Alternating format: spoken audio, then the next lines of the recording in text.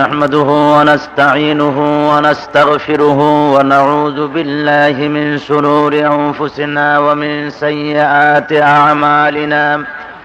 من يهد الله فلا مضل له ومن يضلل فلا هادي له. ونشهد أن لا إله إلا الله وحده لا شريك له. ونشهد أن سيدنا وحبيبنا ومولانا محمدا عبده ورسوله الذي أرسله بالحق بشيرا ونذيرا وداعيا إلى الله بإذنه وسراجا منيرا. فقد قال الله تعالى في كلامه المجيد وفرقانه الحميد: أعوذ بالله من الشيطان الرجيم. بسم الله الرحمن الرحيم. إن الله وملائكته يصلون على النبي يا أيها الذين آمنوا صلوا عليه وسلموا تسليما. صلى الله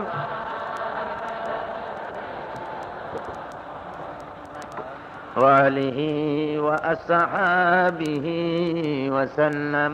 بلغ العلا بكماله كشفت دجى بجماله حسنت جميع خصاله صلوا عليهم. সবাই পড়েন মোহাব্বতের সাথে। بلغ العلا بكماله كشفت دجى بجماله حسنت جميع خصاله صلوا.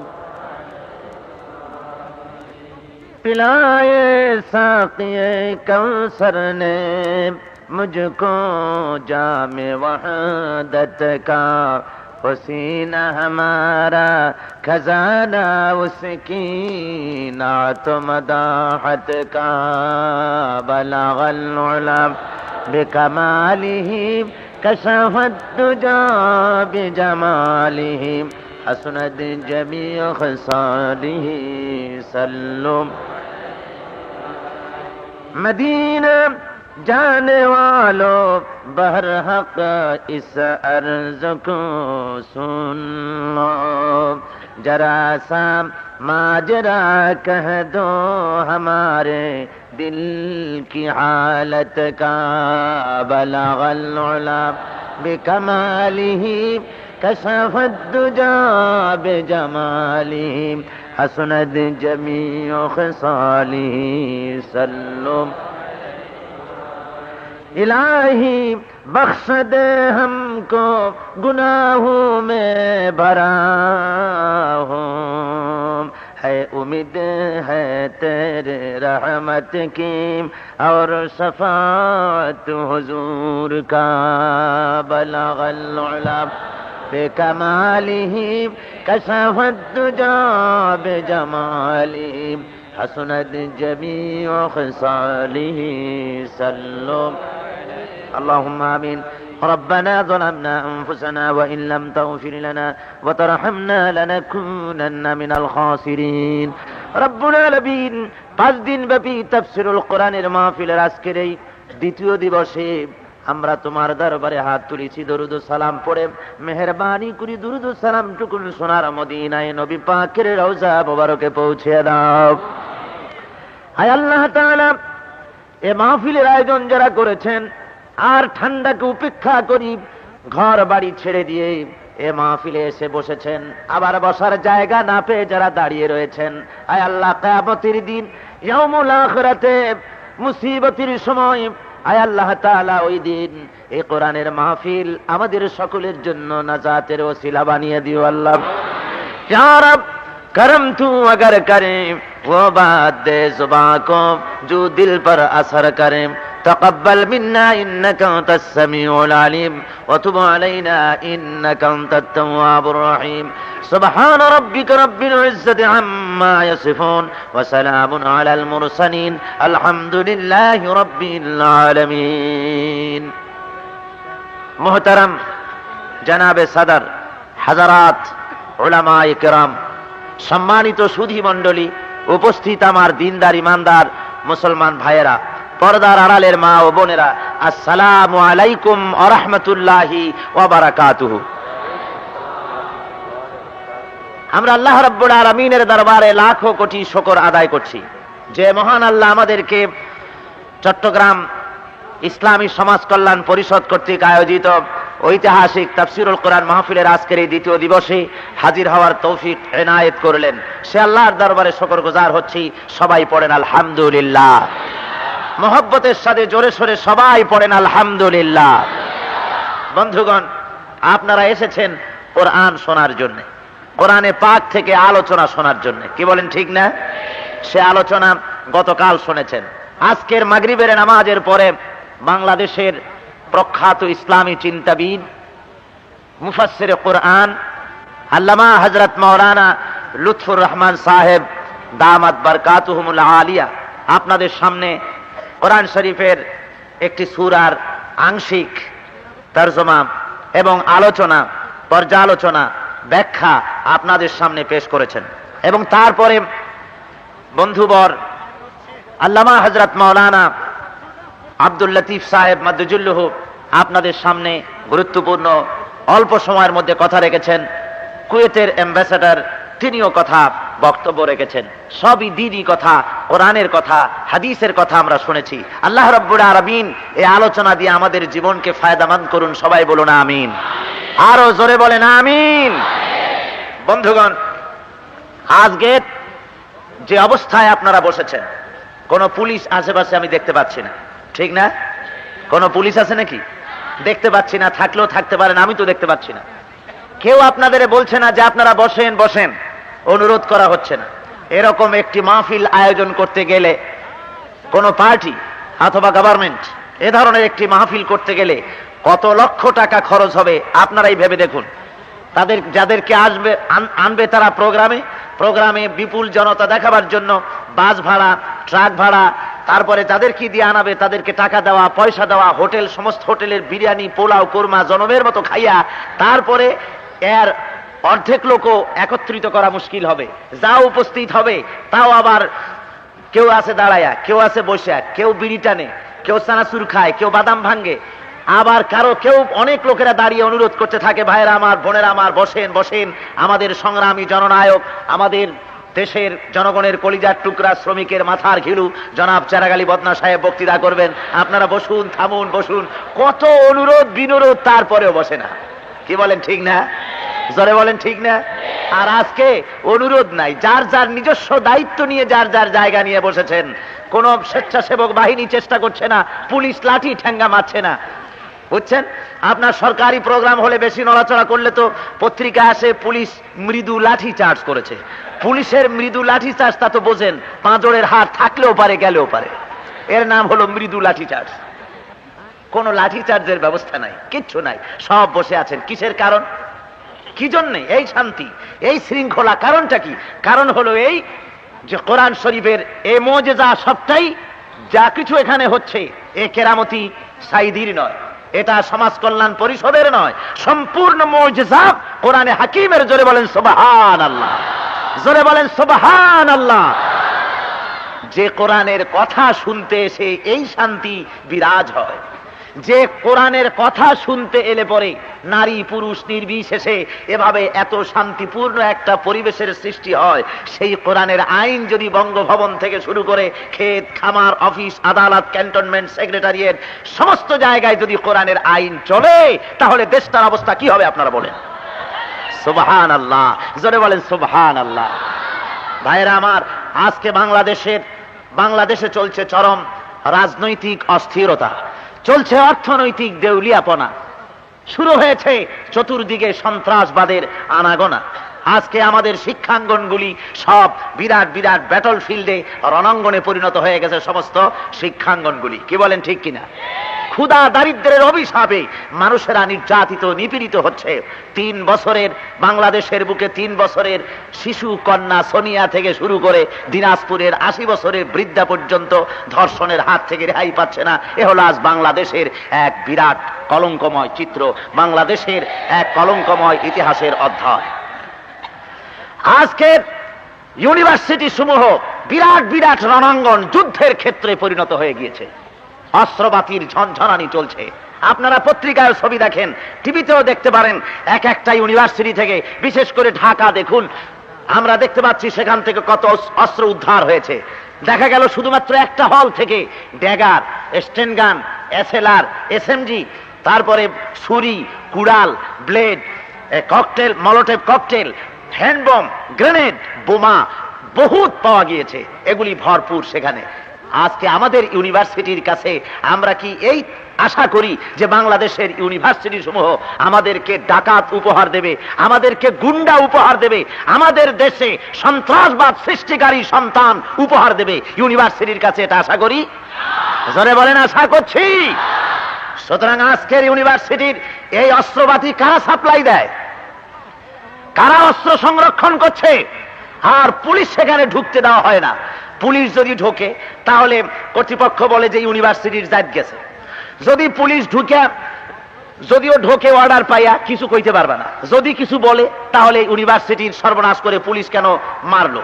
আর যদি না মারে তাহলে পত্রিকা আসে পুলিশ নীরব দর্শকের ভূমিকা পালন করেছে। আমি বলি পুলিশের হইছে তরমুজের দশা। তরমুজ কি রকম? ছুরির উপরে যদি তরমুজ পড়ে তাহলে ক্ষতিকার। ছুরির উপরে তরমুজ পড়েছে, ক্ষতিকার। আবার ছুরিটা এসে তরমুজের উপরে পড়েছে, ক্ষতিকার। তরমুজের পুলিশের অবস্থা হয়েছে আজ ইউনিভার্সিটির দিক দিয়ে তরমুজের মতো। ঢুকলেও জ্বালা ভিতরে, না ঢুকলেও জ্বালা, মুসিবতে পড়েছে। আমি বলি ইউনিভার্সিটি এমন কোন পবিত্র জায়গা হয়েছে যেখানে পুলিশ ঢুকে সার্চ করতে পারবে না? আমি বলে থাকি অন্যান্য ইউনিভার্সিটি তো দূরের কথা, ঢাকা ইউনিভার্সিটি ঘেরাও করা হোক আর্মি দিয়ে, বিডিআর আর পুলিশ দিয়ে, ভিতরে ঢুকায়া সমস্ত মাটিগুলি খোঁচা হোক, ইউনিভার্সিটি মাটি খোঁড়া হোক, হলগুলি তল্লাশি করা হোক। একটা দুইটা ট্রাক নয়, শত শত ট্রাক অস্ত্র বের হবে ইউনিভার্সিটি থেকে। আমি বলতে চাই জেনারেলের সাথ, আমি বলতে চাই জেনারেলের সাথ, শুনুন, আমি বলতে চাই যে আজকে ইউনিভার্সিটি থেকে অস্ত্র উদ্ধার না করে আমাদের সন্তানগুলিকে গুন্ডা ডাকাত বানাচ্ছে কে? আমি বলতে চাই জেনারেল সাহেব, 1 সপ্তাহের সময় আমরা তোমাকে দিলাম কোরআন শরীফের তাফসীরের মাহফিল থেকে। এই 1 সপ্তাহের ভেতরে বাংলাদেশের সব ইউনিভার্সিটি ঘেরাও করো, ভিতরে আর্মি পাঠিয়ে তালাশ করো, অস্ত্র উদ্ধার করো। যদি অস্ত্র উদ্ধার করে ছাত্র ছাত্রীদের পড়ার পরিবেশ যদি তৈরি না করো তাহলে বুঝবো জেনারেলের সাথ সমস্ত ইউনিভার্সিটিতে অস্ত্র তুমি সাপ্লাই করতেছো।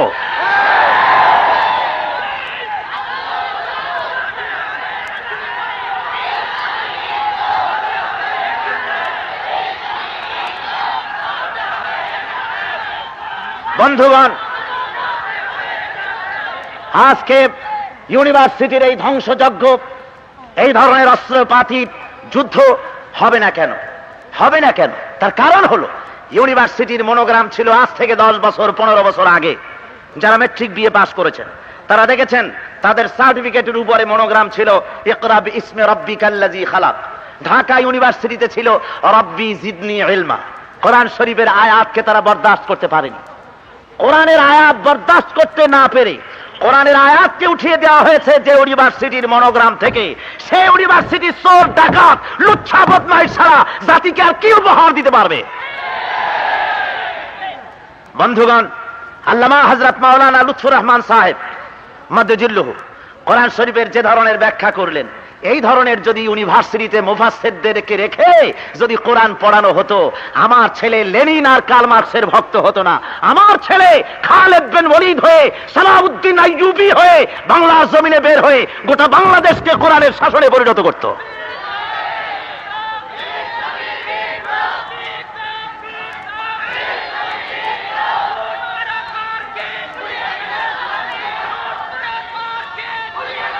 সুতরাং আজকে আমাদের দেশের যে চরম দুরবস্থা যা চলছে, তার একমাত্র কারণ কোরআনের আইন নাই। সেই জন্য আজ নারী নির্যাতন, ইউনিভার্সিটির মারামারি, চুরি, ডাকাতি, ছিনতাই, রাহাজানি, ধর্ষণ, হত্যা, আর অর্থনৈতিক দেউলিয়াপনা, রাজনৈতিক অস্থিরতা যা চলছে, তার একমাত্র কারণ কোরআন শরীফের শাসন নাই বলে।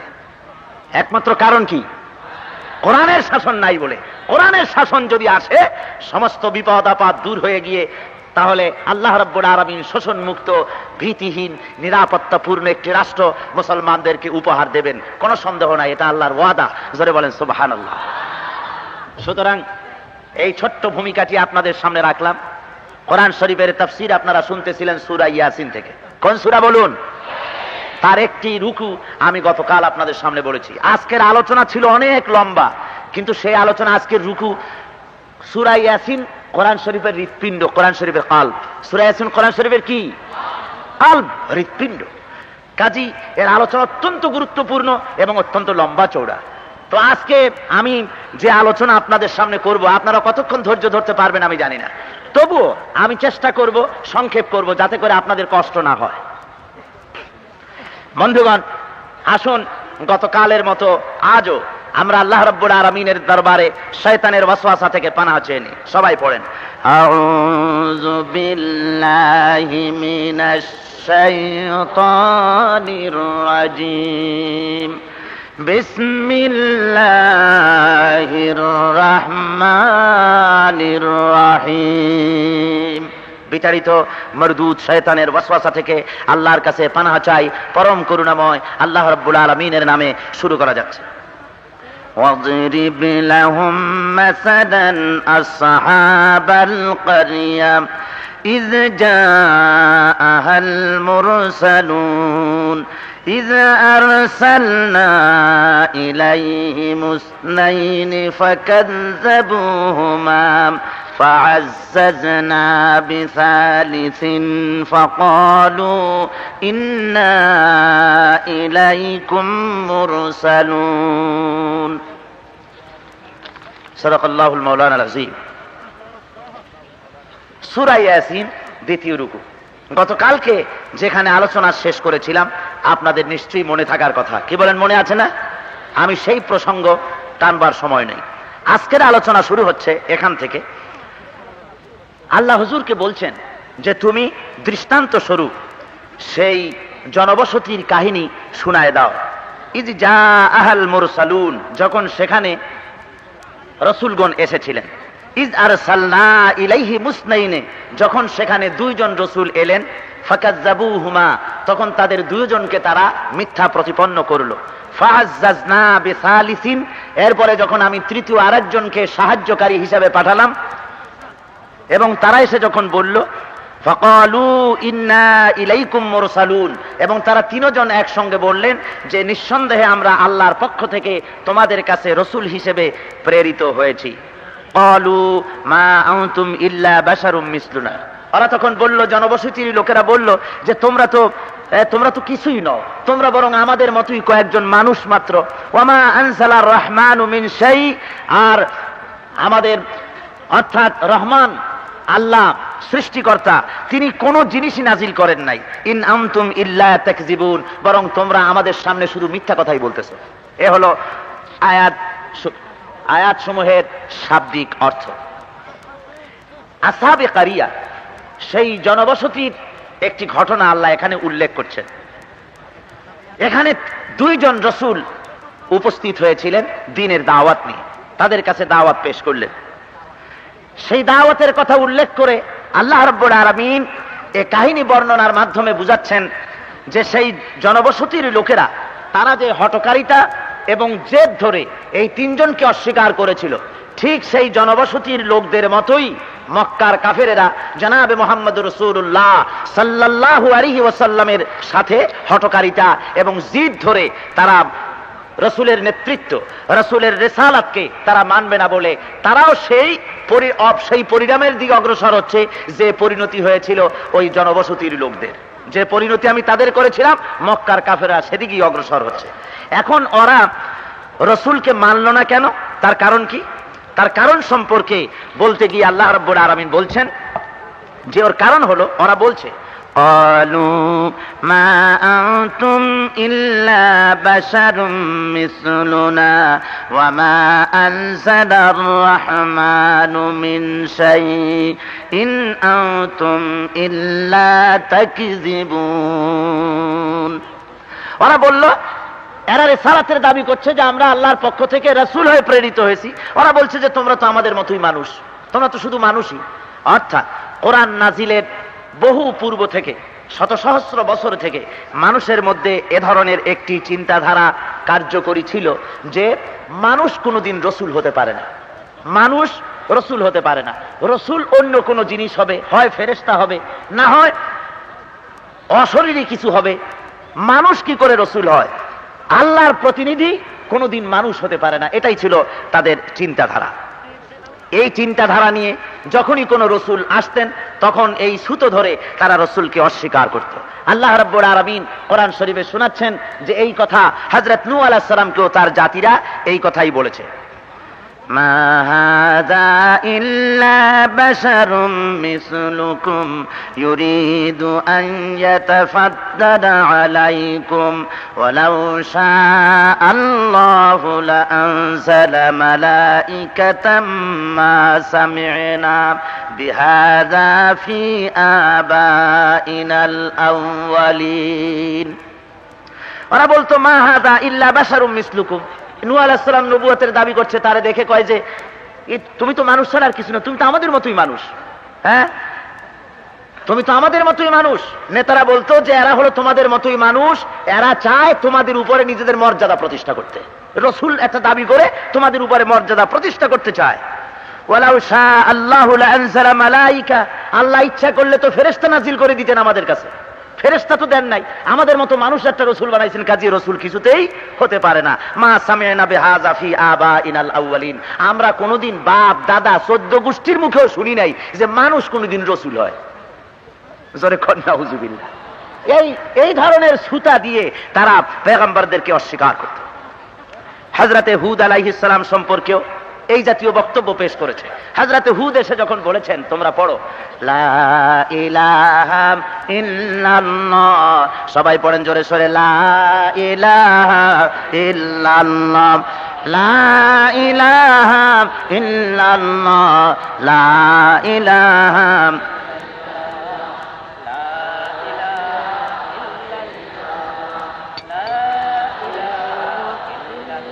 কালেমার দাওয়াত দিলেন আর নিজেকে যখন নবী বলে তিনি প্রকাশ করলেন যে আমি আল্লাহর রাসূল, আল্লাহর নবী, তখন জাতি কি বলল?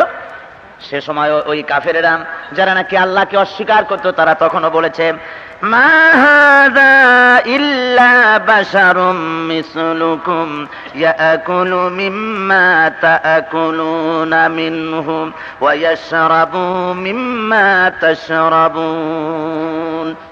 এরা মানুষ ছাড়া আর কিছু না। এই যে দাবি করতেছে নবী বলে, এরা তো আমাদের মতোই মানুষ। নেতারা বলছে দেখো, এরা তোমরা যা খাও ওরাও তাই খায়, এই রসুলেরা তোমরা যা পান করো ওরাও তাই পান করে। তোমরা কি তোমাদের মতো একজন মানুষকে নবী মেনে, রসুল মেনে, তারপরে তোমরা কি জাদুর শিকার হতে চাও? এরা জাদু দেখাতে এসেছে, আসলে এরা রসুল। ভাইরা আমার, হযরতে মূসা আলাইহিস সালাম, হযরতে হারুন আলাইহিস সালাম তারা যখন দ্বীনের দাওয়াত নিয়ে গিয়েছেন আর ফেরাউনের কাছে যখন বলেছেন, ফেরাউন রে পড়ে নাও লা ইলাহা ইল্লাল্লাহু মূসা কালিমুল্লাহ, আমরা আল্লাহর পয়গম্বর, আল্লাহ ছাড়া কোনো ইলাহ নাই, আর আল্লাহর পক্ষ থেকে আমরা প্রেরিত হয়েছি রাসূল হিসেবে। ওই জাতি তখন কি বলেছে?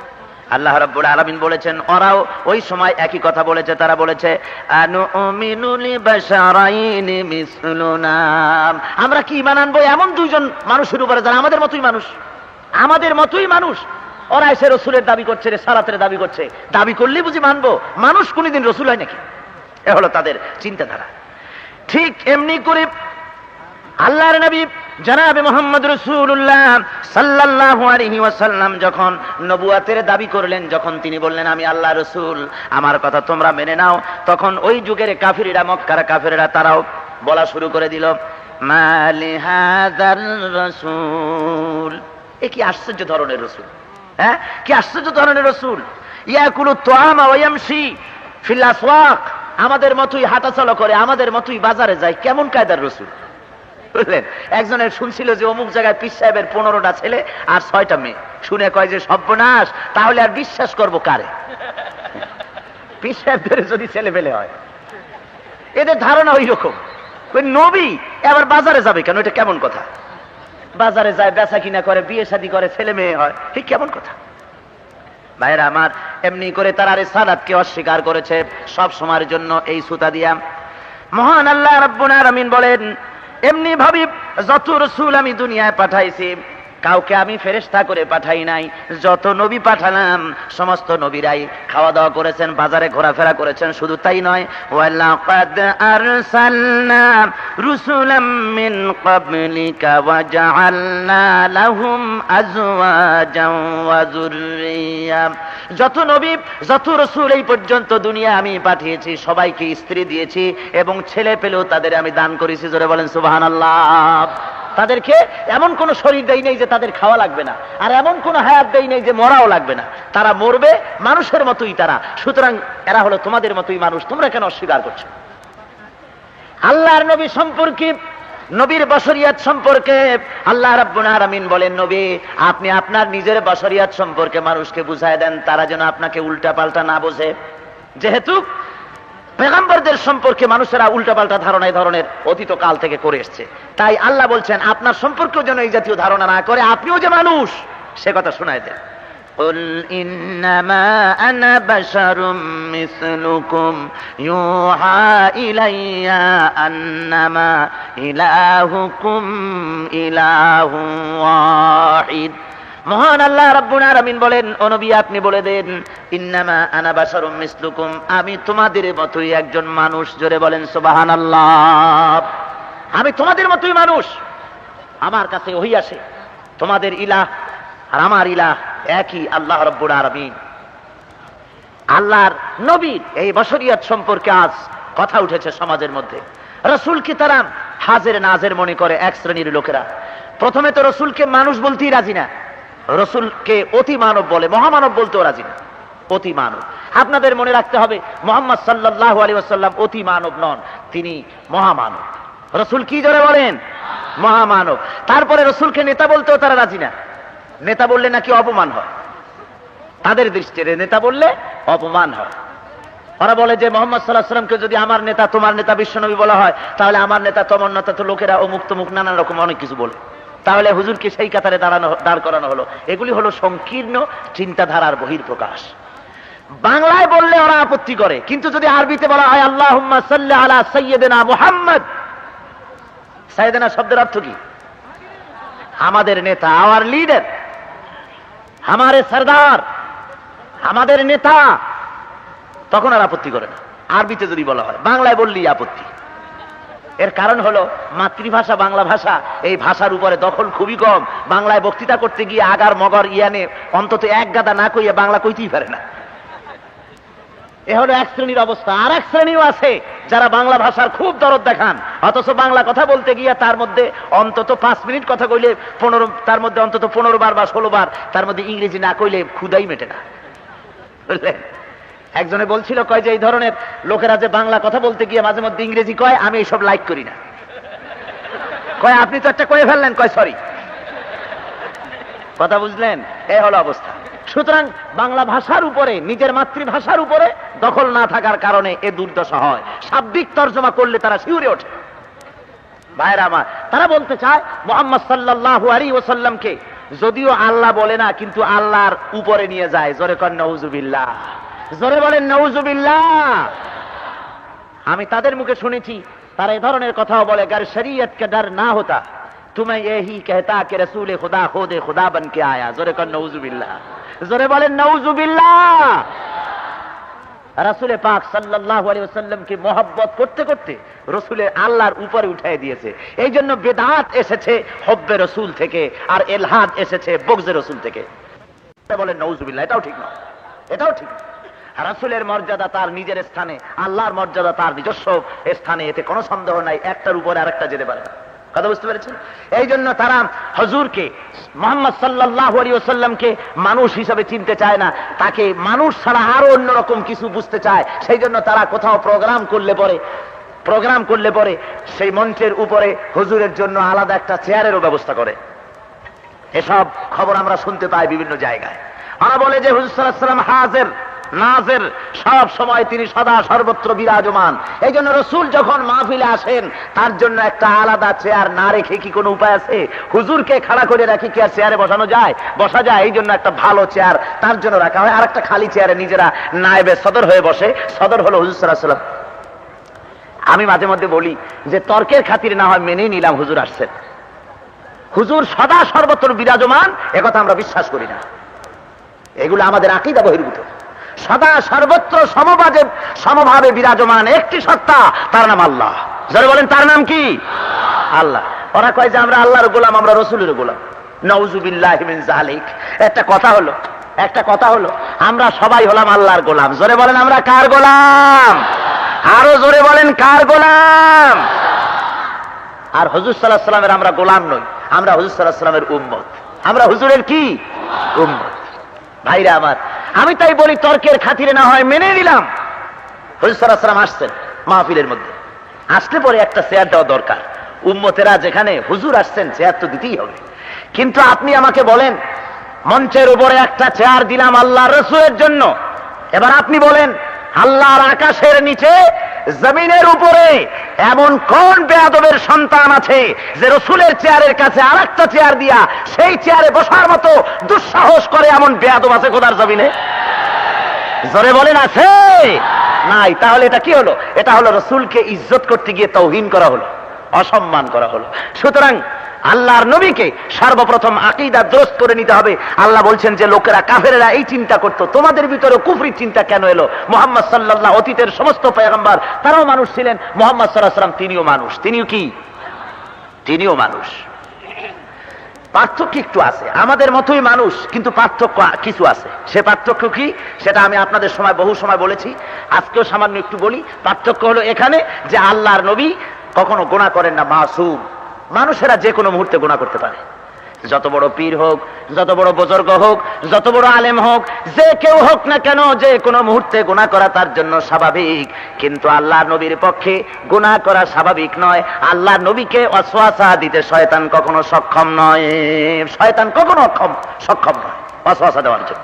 শুধু তাই নয়, আল্লাহর নবী বলেছেন যে ব্যক্তি আমাকে স্বপ্নে দেখে সে নিশ্চয়ই আমাকে স্বপ্নে দেখে, যেহেতু শয়তান আমার সূরত ধারণ করতে পারে না। জোরে বলেন সুবহানাল্লাহ। পার্থক্য এখানে। আরো পার্থক্য আছে, আমরা শুধু সামনের দিকে দেখি। আল্লাহর নবী সামনে যেমন দেখতেন, ডানে বামে তেমন দেখতেন, পিছনেও তেমন দেখতেন সমানভাবে। আমরা ঘুমলে পরে কিছুই টের পাই না। আল্লাহর নবী ঘুমলে পরে জাগ্রত থাকাকালীন যেমন দেখতেন সবকিছু, ঘুমের ভিতরেও আল্লাহর নবী ওরকম সব দেখতে পেতেন। জোরে বলেন সুবহানাল্লাহ। আরো পার্থক্য রয়েছে, আল্লাহ রাব্বুল আলামিনের হাবিব তিনি হলেন আল্লাহর রাসূল। আকাশের নিচে, আরশের নিচে, জমিনের উপরে তার চাইতে মর্যাদা সম্পন্ন ব্যক্তিত্ব আল্লাহর জমিনে আর একজনও নাই। আমাদের মতো মানুষ, তার অর্থ কি? তার অর্থ হলো আমরা যেমন মায়ের পেট থেকে আসছি, আমরা যেমন খাই দেই, আমরা যেমন বিয়ে শাদী করি, আমরা যেমন ব্যবসা বাণিজ্য করি, আল্লাহর নবী এগুলি সব করেছেন। এই হিসেবে তিনি মানুষ, এই হিসেবে তিনি কি? এই হিসেবে তিনি মানুষ। সুতরাং এই কাফেরেরা দীর্ঘকাল থেকে, বহুকাল থেকে, সহস্র সহস্র বছর ধরে তাদের ওই চিন্তাধারা যে রসুল কোনদিন মানুষ হতে পারে না, বরং রসুল হলো অন্য একটা কিছু। মানুষ কেমনে রসুল হয়? আর রসুলের রিসালাতের দাবি করে তিনি বাজার করবেন, খাওয়া দাওয়া করবেন, বিয়ে শাদী করবেন, এটা তাদের মাথার মধ্যে, আকলের মধ্যে ঢুকতো না। এরপরে আল্লাহ রাব্বুল আলামিন বলতেছেন, ওরা এই সুতা দিয়ে রসুলদেরকে অস্বীকার করত। আল্লাহর ওই রসুলগণ ওই সমাজের ভিতরে জনবসতির কাছে, জনগণের কাছে তারা বললেন, ক্বালু রাব্বুনা ইয়ালামু ইন্না ইলাইকুম লামুরসালুন। তারা বললেন যে আমাদের রব আমাদেরকে নিশ্চয়ই তোমাদের কাছে আমাদেরকে রসুল করে প্রেরণ করেছেন। আমরা তোমাদের কাছে রসুল হিসেবে আল্লাহর তরফ থেকে এসেছি। আর আমাদের দায়িত্ব কি? আমাদের দায়িত্ব হলো ওয়ামা আলাইনা ইল্লাল বালাগুল মুবিন। আমাদের দায়িত্ব হলো সঠিক পেগাম, সঠিক হেদায়েতের দাওয়াত তোমাদের কাছে পৌঁছে দেওয়া। এই হলো আমাদের দায়িত্ব। ক্বালু ইন্না তাতায়্যারনা বিকুম লাইন লাম তানতাহু লানারজুমান্নাকুম ওয়া লায়ামাসসান্নাকুম মিন্না আযাবুন আলীম। একটু দরুদ শরীফ পড়েন। সালাতুন ইয়া রাসূলাল্লাহ আলাইকুম, সালামুন ইয়া হাবিবাল্লাহ আলাইকুম। জোরে বলেন মহব্বতের সাথে, সালাতুন ইয়া রাসূলাল্লাহ।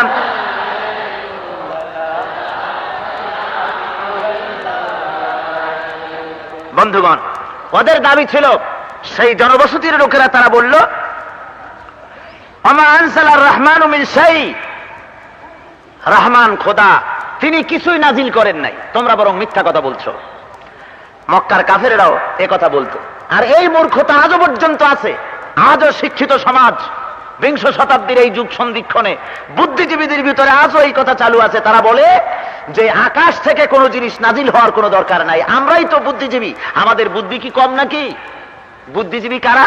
যারা বুদ্ধি বিক্রি করে পেট চালায়, এরা হলেন বুদ্ধিজীবী। বুঝলেন? তাদের ধারণা হলো, তাদের বক্তব্য হলো, আকাশ থেকে কোনো কিছু নাজিল করে যদি মানুষকে কন্ট্রোল করা হয়, তাহলে তো আর মানুষের স্বাধীনতা রইল কোথায়? কাফেরেরাও বলছে, এখনো শিক্ষিত লোকেরা আজও বলে যে আকাশ থেকে কোনো কিছু নাজিল হওয়ার দরকার নাই। দেখেন নাই, ইউনিভার্সিটি, ঢাকা ইউনিভার্সিটির একজন প্রফেসর, যার নাম আমি নিতে সবসময় ঘৃণাবোধ করি, নামের শেষে একটা শরীফ শব্দ আছে, বুঝলেন? তিনি বিচিত্রা সাপ্তাহিক পত্রিকার এক সাক্ষাৎকারে তাকে জিজ্ঞাসা করা হয়েছে ধর্ম সম্পর্কে আপনার অভিমত কি। উনি বলেছেন, ধর্ম আবার কি? আর ধর্ম যদি একটা থাকি, তার আবার কোন শাস্ত্র থাকতে হবে? আমি এই সব বিশ্বাস করি না, স্রষ্টা তো আমি মানি না। জোরে কর নাউজুবিল্লাহ। স্রষ্টাও মানি না, শাস্ত্রও মানি না।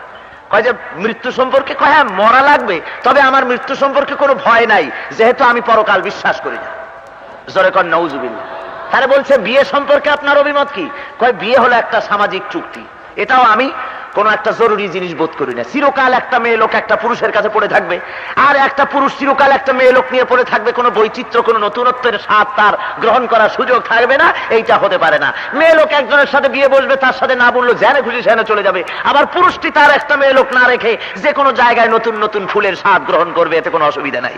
জোরে কর নাউজুবিল্লাহ, জোরে কর নাউজুবিল্লাহ। আমার এই সাক্ষাৎকার পড়ে আমার চিন্তা হয়েছে, ওর জন্য চিন্তা হয় না, বরং ও ভালো করছে। ও পত্রিকায় অ্যাডভার্টাইজমেন্ট দিয়ে, সাক্ষাৎকার দিয়ে ভালো করেছে। কোন মুসলমান তার জানাজায় যাওয়ার আর কোনো দরকার নাই। সে প্রমাণ করেছে সে চূড়ান্ত দরজার নাস্তিক, বেঈমান, কাফের, তার জানাজা পড়া হারাম। এটা প্রমাণ করেছে সে, এটা প্রমাণ করেছে তার জানাজা কোন মুসলমানের জন্য পড়া হারাম, এটা সে প্রমাণ করেছে। এদিক দিয়ে ভালো করেছে। কিন্তু আমার দুঃখ অন্য জায়গায়। আমার দুঃখ এই লোকটি পৃথিবীর দ্বিতীয় বৃহত্তম মুসলিম দেশ বাংলাদেশের রাজধানী ঢাকার বুকে সবচাইতে বড় ইউনিভার্সিটি ঢাকা ভার্সিটি, সেই ঢাকা বিশ্ববিদ্যালয় অন্তত 2 যুগের মতো অধ্যাপনা করেছেন। এই 2 যুগ ধরে এদেশের মুসলমানদের কলিজার টুকরা হাজারো হাজারো সন্তানদেরকে রাশিয়ার গোলাম বানিয়েছে, নাস্তিক বানিয়েছে। এটাই হলো আমার দুঃখ।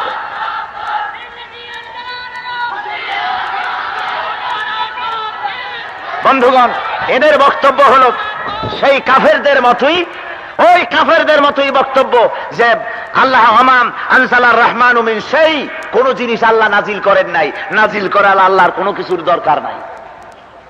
আল্লাহ নাই নাজিল করবে কি? আর যদি থাকেও থাকেন তাহলে মানুষকে কন্ট্রোল করার তার দরকারটা কি? আমরা নিজেরাই তো চলতে পারি, আমাদের কি বুদ্ধি কম? এ হলো তাদের ধারণা। তো ওদের যে বুদ্ধি খুব বেশি, সে বুদ্ধির ঠেলা তো আমরা মাঝে মধ্যে দেখি, ঠিক না? আমরা সে বুদ্ধি কি দেখি? কার্ল মার্কস সাহেব বলেছেন মানুষ হলো পেট সর্বস্ব জীব। আল ফ্রয়েড বলেছেন মানুষ হলো সেক্স সর্বস্ব জীব। ডারউইন এসে বলেছে যে তোমাদের সব কথা ফাও, মানুষ পেট সর্বস্ব জীব না, মানুষ সেক্স সর্বস্ব জীব না। ওরা জিগাইল তবে মানুষ কি কয়? মানুষ আসলে মানুষই না, কি কয় যে বান্দর। জোরে কোন নাউজুবিল্লাহ। এদের বুদ্ধি ঠেলায় গোটা পৃথিবীর মানুষকে তারা বানর বানিয়েছে। জোরে বলেন নাউজুবিল্লাহ। এই হলো তাদের বুদ্ধি। বন্ধুগণ, আল্লাহ রাব্বুল আলামিন মানুষ সৃষ্টি করেছেন, আর তার জন্য হেদায়েতের কোন রাস্তা তিনি তৈরি করবেন না, এটা চিন্তা করাও পাগলামি। জোরে বলেন ঠিক কিনা? জোরে বলেন ঠিক না? ওরা চিন্তা করেছি, ওদের মন মগজ দিয়ে ওরা চিন্তা করেছে, তাই মানুষকে কাউকে পেট সর্বস্ব দেখেছে, কাউকে সেক্স সর্বস্ব দেখেছে। আমি বলে থাকি যে ওরা পেটকে আর সেক্সকে মাথার উপরে চাপা দিয়েছে, ব্রেন এখন চাপা পড়ে গেছে, মাথার ঘিলু চাপা পড়ছে পেটের নিচের অংশ দিয়ে। পেটের মধ্যে নাভির নিচে যা আছে, পেটের মধ্যে যা আছে, সব কোন জায়গায় চাপা পড়ছে? কোন? মাথার উপরে চাপা পড়ছে। এমন ভাবে চাপা পড়ছে, এ চাপা পড়ার পরিণতি খারাপ হয়ে গেছে। কিরকম? আমি দৃষ্টান্ত দিয়ে থাকি চিংড়ি মাছের। চিংড়ি মাছের মাথার ঘিলুর উপরে কি থাকে? পায়খানা। জোরে বলেন কি থাকে? চিংড়ি মাছের পায়খানা থাকে কোথায়? ঘিলুর উপরে। ব্রেনের উপরে পায়খানা চাপা থাকে বলে চিংড়ি মাছ সামনের দিকে অগ্রসর হতে পারে না। ওর গায়ে হাত দিয়ে দেখেন পানির মধ্যে, এবং উপর ডাঙ্গার উপরেও ওর গায়ে হাত লাগলে সামনে যায় এগোতে পারে, তার থেকে পিছনে দৌড়ায় বেশি। তার কারণ ব্রেন চাপা পড়ছে পায়খানা দিয়ে। এই সব দার্শনিকদের ব্রেন সেক্স আর পেট দিয়া চাপা পড়ছে। ব্রেন, পেটের মধ্যে যা থাকে ওইগুলা দিয়া ব্রেন চাপা পড়েছে। ফলে কি হয়েছে? ফল হয়েছে তাদের তৈরি করা আদর্শ, তাদের তৈরি করা মতবাদ, তাদের তৈরি করা অর্থনীতি, তাদের তৈরি করা সমাজনীতি, তাদের তৈরি করা রাজনীতি, তাদের তৈরি করা শ্রমনীতি বিশ্ববাসীর জন্য অগ্রগতির কারণ হয় নাই, বরং তা দুর্গতির কারণ হয়েছে। পৃথিবীকে পিছনের দিকে ঠেলে দিচ্ছে, সামনের দিকে এগিয়ে নিয়ে যেতে সক্ষম হচ্ছে না। জোরে বলেন ঠিক নয়? সুতরাং আল্লাহ রাব্বুল আলামিন মানুষ সৃষ্টি করেছেন আর পথ তৈরি করে দেবেন না, এটা তো প্রশ্নই হতে পারে না। ওয়া আলাল্লাহি কাসদুস সাবিল ওয়া মিনহা জাইন। আল্লাহর উপরেই সহজ সরল রাস্তা করার দায়িত্ব, যেহেতু বক্রপথ বহুত রয়েছে। বক্রপথ যখন আছে, সোজা পথ দেখার দায়িত্ব কার? জোরে বলেন কার? ভাইরা আমার, এই জন্য আমি আপনাদেরকে বলি, একটুখানি চিন্তা করলেই আমরা দেখতে পাবো পাহাড়ের ভিতরে লোক যদি হারায় যায় তাও হারাবে না। পথ আছে, ওই পাহাড়ের উঁচা নিচা যত বড় বড় পাহাড় আছে, পাহাড়ের ভিতরে আল্লাহ রাব্বুল আলামিন পথ বানায় দিয়েছেন। মরুভূমির ভিতরে মানুষ যেন পথ না হারায় সেজন্য মরুভূমির ভিতরে উঁচু উঁচু নিশানি আল্লাহ বানায় দিয়েছেন। সমুদ্রের ভিতরে, মহাসমুদ্রের ভেতরে মানুষেরা, নাবিকেরা যাতে পথ না হারায় রব্বুল আলামিন বলেন, এজন্য আমি অসংখ্য তারকা খচিত করে রেখেছি আকাশে, ওই তারকা দেখে দেখে মানুষ পথ চলতে পারে। জোরে বলেন সুবহানাল্লাহ। এ ধরনের মরুভূমির ভিতরে, পাহাড়ের ভিতরে, পানির ভিতরে, মহাশূন্যের উপরে পথ চলার এত নিদর্শন যে আল্লাহ বানায় রাখলেন, সেই খোদা গোটা মানব জাতি কিভাবে কোন পথে চলবে সে ব্যবস্থা বুঝি আল্লাহ করে নাই? কি বলেন, করেন নাই? নিশ্চয়ই করেছেন। তিনি আমাদের জন্য পথ তৈরি করে দিয়েছেন, আমাদের জন্য রাস্তা তৈরি করে দিয়েছেন, যেন আমরা পথ না হারাই। সেই পথের নাম হলো ইসলাম। সে পথের নাম কি? জোরে বলেন কি নাম? ইসলাম, যে কথা আমি গতকাল আপনাদের সামনে বলেছি। সুতরাং আল্লাহ রাব্বুল আলামিন সৃষ্টিও করেছেন, পথও দেখিয়েছেন। মুসা আলাইহিস সালাম যখন ফেরাউনের কাছে গিয়ে বলেছিলেন যে এক আল্লাহর দাসত্ব কবুল করো, ওরা জিজ্ঞেস করলো তোমার আল্লাহ কে? তোমার রব কে? কে তোমার রব? মান আশাদ্দু মিন্না কুওয়া, আমার চাইতে শক্তিধারী শক্তিশালী আর কে আছে? আনা রাব্বুকুমুল আলা, আমি তো তোমাদের বড় প্রভু, আমি তো রব। তোমার রব আবার কে? হযরত মূসা আলাইহিস সালাম জবাব দিয়েছিলেন, রাব্বুনাল্লাযী আতা কুল্লা শাইইন খালাকাহু সুম্মা হাদা। রব হলেন তিনি যিনি সকলকে, সব জিনিসকে সৃষ্টি করেছেন, সকলকে সৃষ্টি করেছেন। শুধু সৃষ্টি করেই থেমে যাননি, বরং তাদের জন্য চলার পথ তৈরি করেছেন। জোরে বলেন সুবহানাল্লাহ। সৃষ্টি করেন নাই, পথও তিনি সৃষ্টি করেছেন, পথও দেখায় দিয়েছেন তিনি।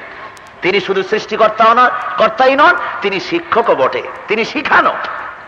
যেমন তিনি মাছকে সাঁতার কাটা শিখাইছেন, মাছ কেমনে চলবে নদীর ভিতরে, দরিয়ার ভিতরে মাছকে সাঁতার কাটা শিখাইছেন, জমিনকে ফসল দেওয়া শিখাইছেন, গাছকে ফুল দেওয়া ফল দেওয়া শিখাইছেন।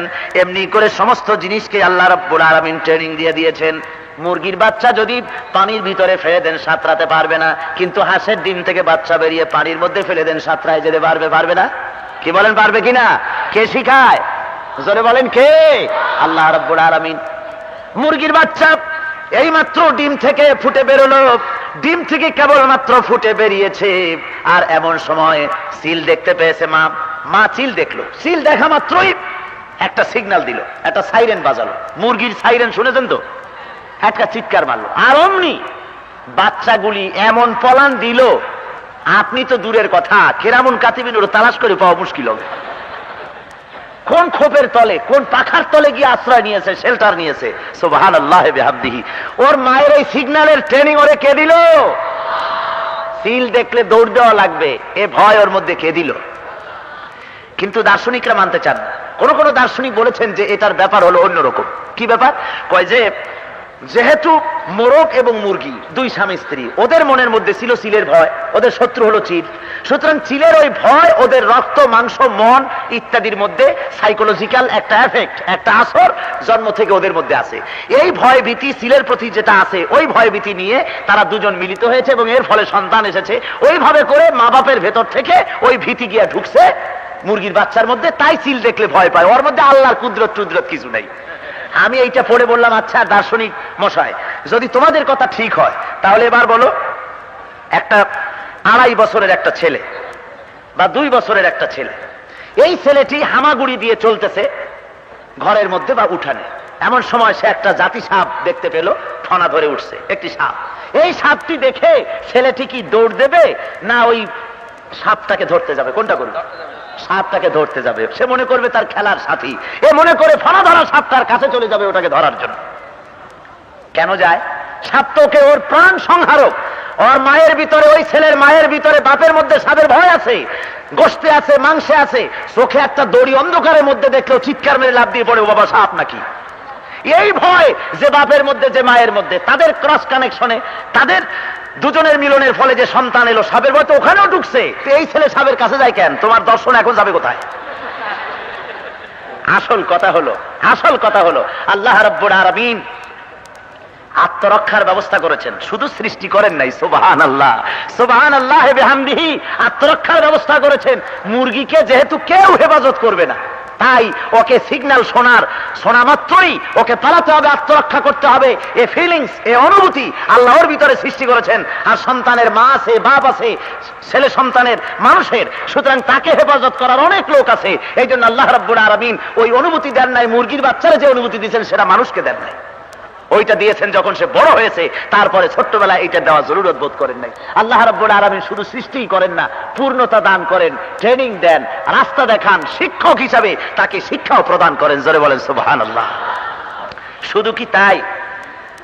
আমরা দেখতে পাই গোটা দুনিয়া জুড়ে আল্লাহ রাব্বুল আলামিন নিজের সৃষ্টি দিয়ে এভাবে করে রাস্তা তৈরি করে দিয়েছেন। তাই আল্লাহ বলেন, সৃষ্টি করেছি আমি, রাস্তাও দেখাচ্ছি আমি আল্লাহ রাব্বুল আলামিন। এটাই একমাত্র পথ, এটাই সহজ পথ, এটাই সরল পথ আমার কাছে আসার জন্য, এছাড়া আর কোন রাস্তা নাই। ভাইরা আমার, এরপরে ওই রাসূলগণ তারা বললেন, قالوا ربنا يعلم إنا إليكم لمرسلون। আমাদের রব সাক্ষী, আমাদের রব তিনি জানেন আমরা আমাদের রবের পক্ষ থেকে তোমাদের কাছে রাসূল হিসেবে প্রেরিত হয়েছি। ওয়ামা আলাইনা ইল্লাল বালাগুল মুবিন।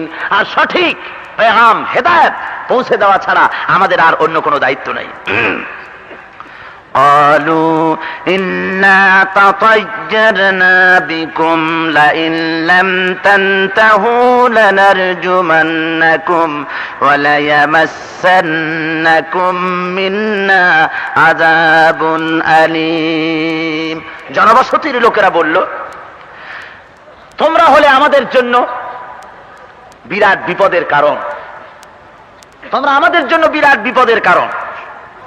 লাইন লাম তানতাহু লানারজুমান্নাকুম, যদি তোমরা বিরত না হও তাহলে আমরা তোমাদেরকে প্রস্তরাঘাত করব।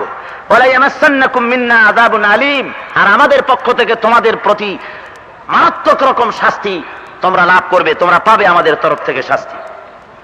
قالوا طائركم معكم أئن ذكرتم بل أنتم قوم مسرفون। রাসূলগণ বললেন, তোমাদের বিপদের কারণ তো তোমরাই, তোমাদের সাথেই রয়েছে সে বিপদ। তোমরা কি এই সব কথা এই জন্য বলছো যে তোমাদেরকে নসিহত করা হচ্ছে? বাল আনতুম কওমুম মুসরিফুন, বরং তোমরা হলে সাংঘাতিক রকম সীমা লঙ্ঘনকারী জাতি। এ কথার দ্বারা এটা বোঝানো হচ্ছে, ওরা বলতেছে যে হে তোমরা যারা রিসালাতের দাবি করতেছো, তোমরা রিসালাতের দাবি করে এক আল্লাহর কথা বলে আমাদের দেব দেবীদেরকে আমাদের বিরুদ্ধে খেপায় দিচ্ছ, আমাদের বিরুদ্ধে তারা খেপে যাচ্ছে, সমাজের মধ্যে বিশৃঙ্খলার সৃষ্টি হচ্ছে।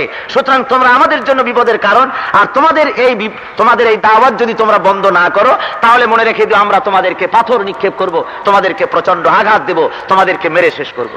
যা সে যুগেও করতো, আজকেও করছে। দিনের দাওয়াত যখন আসে, হকের দাওয়াত যখন আসে, লোকেরা সহ্য করতে পারে না। জোরে বলেন ঠিক না? জোরে বলেন ঠিক কিনা? কোন কালেও সহ্য করতে পারেনি। অনেকে বলে যে আজকে তো সেই ধরনের অত্যাচার আজ হবে না, যেহেতু সেই আবু জেহেল, আবু লাহাব, সেই ধরনের কাফের বেঈমানেরা তো আজকে নাই, সে যুগে ছিল। আমি বলি তারা আছে কিনা তা দেখার জন্য আপনি একটু খাব্বাব হন, আপনি একটু খোবায়েব হন, আপনি একটু আবু লাহাব হন, আপনি একটু কি বলে আম্মার হন, তাহলে আপনি দেখতে পাবেন যে সত্যিই সেই ধরনের আবু জেহেল, আবু লাহাব আছে কিনা। আপনি যদি আম্মার হতে পারেন, বেলাল হতে পারেন, পদে পদে সেগুলি দেখতে পাবেন। আজকেও বাংলাদেশের ঘরে ঘরে বহুত আবু জেহেল আছে। জোরে বলেন আছে না? জোরে কোন আছে কিনা? ওই মিয়ারা মাঝখান থেকে হাঁটবেন না, কালকেও বলা হয়েছে মাঝখান থেকে হাঁটাহাঁটির বেয়াদবি কেউ করতে চেষ্টা করবেন না, খুব বেয়াদবি। বন্ধুগণ, আজও আছে। আপনাকে খাব্বাব হতে হবে, বেলাল হতে হবে। আপনি আজকে বাড়ি গিয়ে ঘোষণা করে দেন, আজকে বাড়ি গিয়ে আপনি বলেন ওয়াজ শুনে এসেছি, কোরআন শরীফের তাফসীর শুনে এসেছি, মানুষের তৈরি করা আইন মানব না, দেশের মধ্যে শান্তি শৃঙ্খলা আনয়ন করার জন্য আল্লাহর আইন ছাড়া কোনো উপায় নাই, কোরআনের রাজ কায়েম করতে হবে। সেজন্য আমি শপথ নিয়ে এসেছি, জমিন আল্লাহর, আইন চলবে একমাত্র আল্লাহ রাব্বুল আলামিনের। জমিন কার? জোরে বলেন কার? এ জমিন যে আল্লাহর, তা বলতে কি আপনাদের আপত্তি আছে? সন্দেহ আছে? তাহলে জোরে সোরে চিল্লায় কোন তো, জমিন কার? আকাশ কার? মানুষগুলি কার? আইন চলবে। এই কথা যখনই আপনি বলবেন আপনার বাড়ি গিয়ে যে আইন চলবে একমাত্র আল্লাহর, আবু জেহেলকে ওই ৩৫০০ মাইল মক্কা থেকে, আরব দেশ থেকে আবু জেহেলকে আসতে হবে না, ঘরের মধ্যেই আছে। কে? ঘরের মধ্যেই সেই আপনার নাদুস নুদুস নন্দদুলাল ফটিক বাবু, আদর করে নাম থুইছেন বল্টু মিয়া, ওই আবু জেহেলের ভূমিকা পালন করবে। ওই দাঁড়িয়ে বলবে, বেটা বুড়া বেশি কথা কবা না, বর্তমান পৃথিবী জ্ঞান বিজ্ঞানের যুগ, 1400 বছরের পুরানা কিতাব কোরআন দিয়ে এ দেশ চলতে পারে না। এ দেশ চলবে একমাত্র 6 মাস তন্ত্র দিয়ে, দেশ চলবে একমাত্র কমিউনিজম দিয়ে, আর কিছু দিয়ে চলতে পারে না। কিসের ইসলাম? যদি বেশি বেকায়দা করো তাহলে একেবারে তাবলিগের সাথে সেল্লা দিতে পাঠায় দেবো, না হয় মক্কা শরীফ টিকিট করে পাঠায় দেবো। কি খান? ঘরে পাওয়া যাবে না এরকম আবু জেহেলদের? জোরে বলেন পাওয়া যাবে না? পাওয়া যাবে। সব যুগে ছিল, আজও আছে। ওরা তাই পাথর মারতে চাইল, অত্যাচার করতে চাইল। বন্ধুগণ, এরা এই অত্যাচারের মাত্রা বাড়ায় দিল। শেষ পর্যন্ত কি হলো? আল্লাহ রাব্বুল আলামিন বলেন, এই সময় যখন তারা তাদের উপরে এই ধরনের কথা বলতে লাগলো যে তোমরাই আমাদের জন্য বিপদের কারণ, আর পয়গম্বরেরা বলতে লাগলেন, রাসূল যারা এসেছিলেন তারা বললেন, আইন যুক্কিরতুম বাল আনতুম কওমুম মুসরিফুন, তোমরা কি আমাদের সঙ্গে এই ধরনের ব্যবহার এই জন্য করতেছো যে তোমাদেরকে আমরা নসিহত করতেছি, দ্বীনের দাওয়াত দিতেছি, এই জন্যই কি? বরং তোমরা তো হলে সাংঘাতিক রকম সীমালঙ্ঘনকারী জাতি।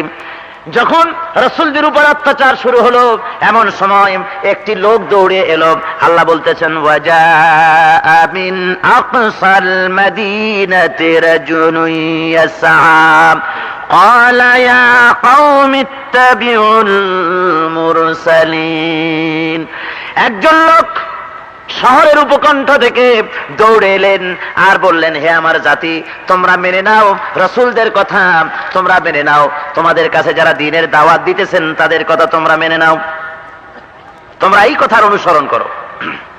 قال يا قوم اتبعوا المرسلين اتبعوا من لا يسألكم أجرا وهم مهتدون। তোমরা মেনে চলো তাদের কথা যারা তোমাদের কাছে কোনো পারিশ্রমিক চায় না, কোনো মজুরি চায় না, কোনো প্রতিফল চায় না, আরো আছে তারা সঠিক রাস্তার উপরে, তাদের কথা তোমরা মেনে নাও, এনাদের কথা তোমরা গ্রহণ করো। একজন নবীর সত্যতার কথা এই লোকটি, এই বুজুর্গ লোকটি যিনি শহরের উপকণ্ঠ থেকে দৌড়ে এসেছেন, তিনি নবুয়তের দায়িত্বের ব্যাপারে নবুয়তের মাপকাঠি হিসেবে এই দুটি কথা বললেন যে নবীরা যারা হন, আল্লাহ তার কথাকে কোরআন শরীফে উদ্ধৃতি দিয়েছেন যে নবীদের এই দুটি হলো নবী পরখ করার একটি মাপকাঠি। সেটা হলো নবীরা কোনোদিন স্বার্থের বশবর্তী হয়ে কোনো কাজ করেন না, এ হলো এক। 2 নম্বরে রাসূলরা হলেন সঠিক পথের উপরে প্রতিষ্ঠিত, তারা যে দাওয়াত দেন তা নির্ভুল, তা সঠিক, আর তারা নিজেদের স্বার্থের জন্য কোনো কাজ করে না। যত চেষ্টা সাধনা সংগ্রাম নবীরা করেন তা সব নিঃস্বার্থভাবে হয়, না নিজের জন্য হয়, জোরে কর, সব নিঃস্বার্থ। পয়গম্বরেরা কোনোদিন বিরাট বিরাট দালান কোঠা, বাড়ি টাড়ি ইত্যাদি বহু কিছুর মালিক হয়েছে, এগুলি দেখা গেছে কখনো? আল্লাহর নবী বিদায় হয়েছেন, ঘরে কিচ্ছু ছিল না। ভাইরা আমার, এভাবে করে নবুয়তের তাদেরকে বলা হচ্ছে যে তোমরা এনার অনুসরণ করো, এনারা যে কথা বলছেন তোমাদের সামনে সেই কথাগুলিকে অনুসরণ করে তোমরা চলতে থাকো।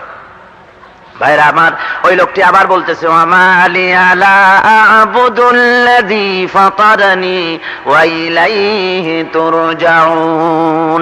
আমি কেন সেই মহান সত্তার ইবাদত করব না যিনি আমাদেরকে সৃষ্টি করেছেন এবং যার কাছে আমাদের সকলকে ফিরে যেতে হবে? কেন করব না তার ইবাদত? তার ইবাদত তো করতে হবে জীবনের সকল ক্ষেত্রে, যিনি আমাদের সৃষ্টি করেছেন এবং তার কাছে ফিরে যেতে হবে। আত্তাখিযু মিন দুনিহি আলিহাতান ইউরিদনির রাহমানু বিদুররিন লা তুগনি আন্নি শাফাআতুহুম শাইআন ওয়া লা ইউকিযুন। আমি কি সেই আল্লাহকে ছেড়ে দিয়ে, সেই মহান সত্তাকে ছেড়ে দিয়ে অন্য কাউকে ইলাহ বলে মেনে নেব? তা তো কখনোই সম্ভবপর নয়। আর যদি আমি অথচ সেই আল্লাহ যদি আমার উপরে কোনো বিপদ দেন, তাহলে সেই বিপদ থেকে আল্লাহ যদি আমার কোনো ক্ষতি করেন, তাহলে সেই ক্ষতি থেকে বাঁচাবার জন্য সুপারিশ সাফাত কেউ করতে পারে না আল্লাহর দরবারে, এবং আমাকে সেই বিপদ থেকেও কেউ বাঁচাতে পারে না।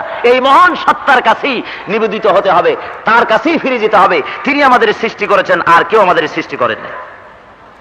এখানে যে সুপারিশের কথাটা বলা হলো, শাফাআতের কথা বলা হয়েছে, কোরআন শরীফে এই শাফাআতের কথা, সুপারিশের কথা বহু জায়গায় আনা হয়েছে। সুপারিশ করার এই ব্যাপারটা নিয়ে বান্দারা অনেক সময় বিভ্রান্ত হন। বান্দারা মানুষেরা আল্লাহর সৃষ্টি জগৎ, বিশেষ করে মুসলমানেরা বিভিন্ন সমাজে তাদের চিন্তা থাকে আমাদেরকে কিয়ামতের দিন অমুক সুপারিশ করবে, তমুক বাঁচাবেন, এ ধরনের নানান চিন্তা তাদের মনের মধ্যে আসে। কিন্তু সুপারিশ কেউ করতে পারবে না। সুপারিশ একমাত্র আল্লাহ রাব্বুল আলামিন যাকে অনুমতি দেবেন তিনি ছাড়া কারো সুপারিশ করার কোনো ক্ষমতা নাই। আয়াতুল কুরসির মধ্যে আমরা পড়ি, লাহু মা ফিস সামাওয়াতি ওয়া মা ফিল আরদ। আসমান এবং জমিন আর এর মধ্যে যা কিছু আছে সব হলো আল্লাহর জন্য। মান যাল্লাযী ইয়াশফাউ ইনদাহু ইল্লা বিইজনি। আল্লাহর সামনে তার অনুমতি ব্যতিরেকে সুপারিশ করতে পারে এমন কেউ নাই, কারো ক্ষমতা নাই আল্লাহর সামনে অন্য কেউ সুপারিশ করতে পারে। কেউ টু শব্দটি করতে পারে আল্লাহর বিনা হুকুমে। আল্লাহর উপরে কারো কোনো প্রভাব খাটে না।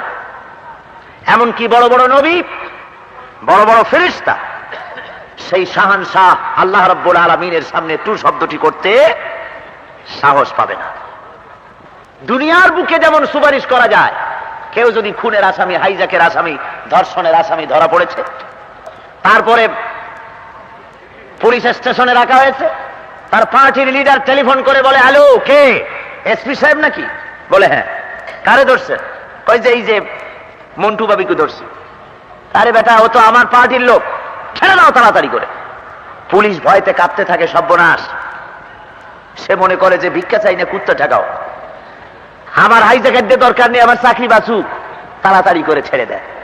এখানে সুপারিশে কাজ হয় দুনিয়ার বুকে, চোরের জন্য, ডাকাতের জন্য, বদমাশদের জন্য এখানে সুপারিশে কাজ হয়।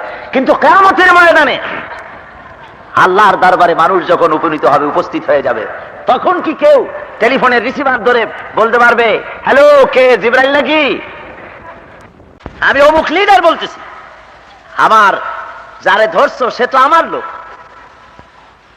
আর এই কথা বলার সাথে সাথে জিবরাইল ছেড়ে দেবে নাকি? জোরে বলেন, ছাড়বে? ছাড়বে না, ওইখানে এইটা চলবে না। ভাইরা আমার, সেই কিয়ামতের ময়দানে কেউ কেউ মনে করেন অমুক বুজুর্গ আমারে বাঁচাবে, অমুক বুজুর্গ আমাকে পার করে দেবে, মনের মধ্যে অনেক চিন্তা আছে, অমুক মাওলানা সাহেব, অমুক পীর সাহেব, অমুকে আমাকে রক্ষা করবে, অমুকে আমাকে বাঁচায় দেবে। কিন্তু বন্ধুগণ, ওই কিয়ামতের ময়দানে বাঁচানো তো দূরের কথা, কথা বলার সাহসও কারো হবে না। হাসরের ময়দান, গোটা পৃথিবীর সমস্ত মানুষ সেদিন হাজির হয়ে যাবে। 50,000 বছর পর্যন্ত লোকেরা সব দাঁড়ায় থাকবে। বিচারের দিনটা হবে 50,000 বছর লম্বা। এই দুনিয়ায় যেমন আমরা 60 সেকেন্ডে একটা মিনিট ধরি, আবার 60 মিনিটে একটা দিন, একটা ঘন্টা হয়, এর 24 ঘন্টায় দিন হয়, আরো 7 দিনে একটা সপ্তাহ হয়, তার আবার 30 দিনে 1 মাস হয়, 12 মাসে বছর হয়। এই বছরের যুগ, এই যুগের শতাব্দী, সেই শতাব্দীর সহস্রাব্দী, এমনি করে করে দুনিয়ার হিসাব মতে 50,000 বছর যত বড় লম্বা হবে, কিয়ামতের দিন যেদিন বিচার হবে, ওই বিচারের দিনটা এত বড় লম্বা হবে। মানুষেরা হয়রান হয়ে যাবে, বিচারের জন্য তারা হয়রান হয়ে যাবে। হযরত আদম আলাইহিস সালামের কাছে গিয়ে বলবে, আবাল বাশার, হযরতে আদম, আপনি আমাদের সুপারিশই আল্লাহর কাছে সুপারিশ করেন, যাতে করে তাড়াতাড়ি আমাদের বিচার হয়ে যায়, হিসাব হয়ে যায়। আল্লাহ রাব্বুল আলামিনের কাছে আপনি সুপারিশ করুন। হযরতে আদম বলবেন, ওগো হাসরবাসী, আল্লাহর দরবারে কথা বলার সাহস আমার নাই, আল্লাহর সামনে দাঁড়ায়া কথা বলার সাহস আমার নাই, যেহেতু রব্বুল আলামিন একটি গাছের কাছে আমাকে যেতে নিষেধ করেছিলেন, আমাকে এবং আমার স্ত্রী হাওয়াকে। ওই গাছের কাছে গিয়েছিলাম, আল্লাহর হুকুমকে লঙ্ঘন করেছি। সুতরাং আল্লাহর সামনে কথা বলা তো দূরের কথা, দাঁড়াবারও কোনো ক্ষমতা আমার নাই। আমি জানি না ওই জন্য রব্বুল আলামিন আজকে আমার সঙ্গে কি ব্যবহার করবেন। সুতরাং তোমরা চলে যাও, তোমাদেরকে আমি নসিহত করতেছি, হযরত নূহ আলাইহিস সালামের কাছে চলে যাও, তিনি তোমাদের সুপারিশ করতে পারেন। ওরা চলে যাবে হযরত নূহ আলাইহিস সালামের কাছে। হাসরবাসী বলবে, হযরতে নূহ, 50,000 বছর দাঁড়িয়ে দাঁড়িয়ে আমরা ক্লান্ত হয়ে গেছি, শ্রান্ত হয়ে গেছি, মেহেরবানি করে আপনি আল্লাহর কাছে আমাদের জন্য সুপারিশ করেন। হযরতে নূহ আলাইহিস সালাম বলবেন, কিছুতেই সম্ভব না, আল্লাহর সামনে দাঁড়িয়ে কথা বলার আমার কোনো ক্ষমতা নাই। জোরে বলেন সুবহানাল্লাহ। যেহেতু রব্বুল আলামিন যখন তিনি তুফান শুরু হয়েছিল, আমি আমার লোকদের নিয়ে, উম্মতদের নিয়ে যখন নৌকায় উপরে যখন আরোহণ করলাম, এমন সময় আমি আমার ছেলেকে ডেকে বলেছিলাম, ইয়া বুনাইয়ার কাম মা'ানা, ও ছেলে এসো, তাড়াতাড়ি করে জাহাজে ওঠো। ছেলে বলল, আমি আপনার তাওহীদ ও রিসালাতে বিশ্বাস করি না, আমি আমার বন্ধু বান্ধবদের সাথে থাকবো। আমি পিতা হিসাবে সন্তানকে ডাকতে থাকলাম। রব্বুল আলামিন বললেন, ইয়া নূহ লাইসা মিন আহলিক, হে নূহ, ওইটা তোমার আহাল নয়। এটাকে যদি আবারও ছেলে বলে পরিচয় দাও, যে ছেলে তাওহীদ রিসালাত ও আখিরাতে বিশ্বাস করে না, এমন ছেলেকে যদি ছেলে বলে পরিচয় দাও, নবুয়তের দপ্তর থেকে নাম কেটে দেওয়া হবে।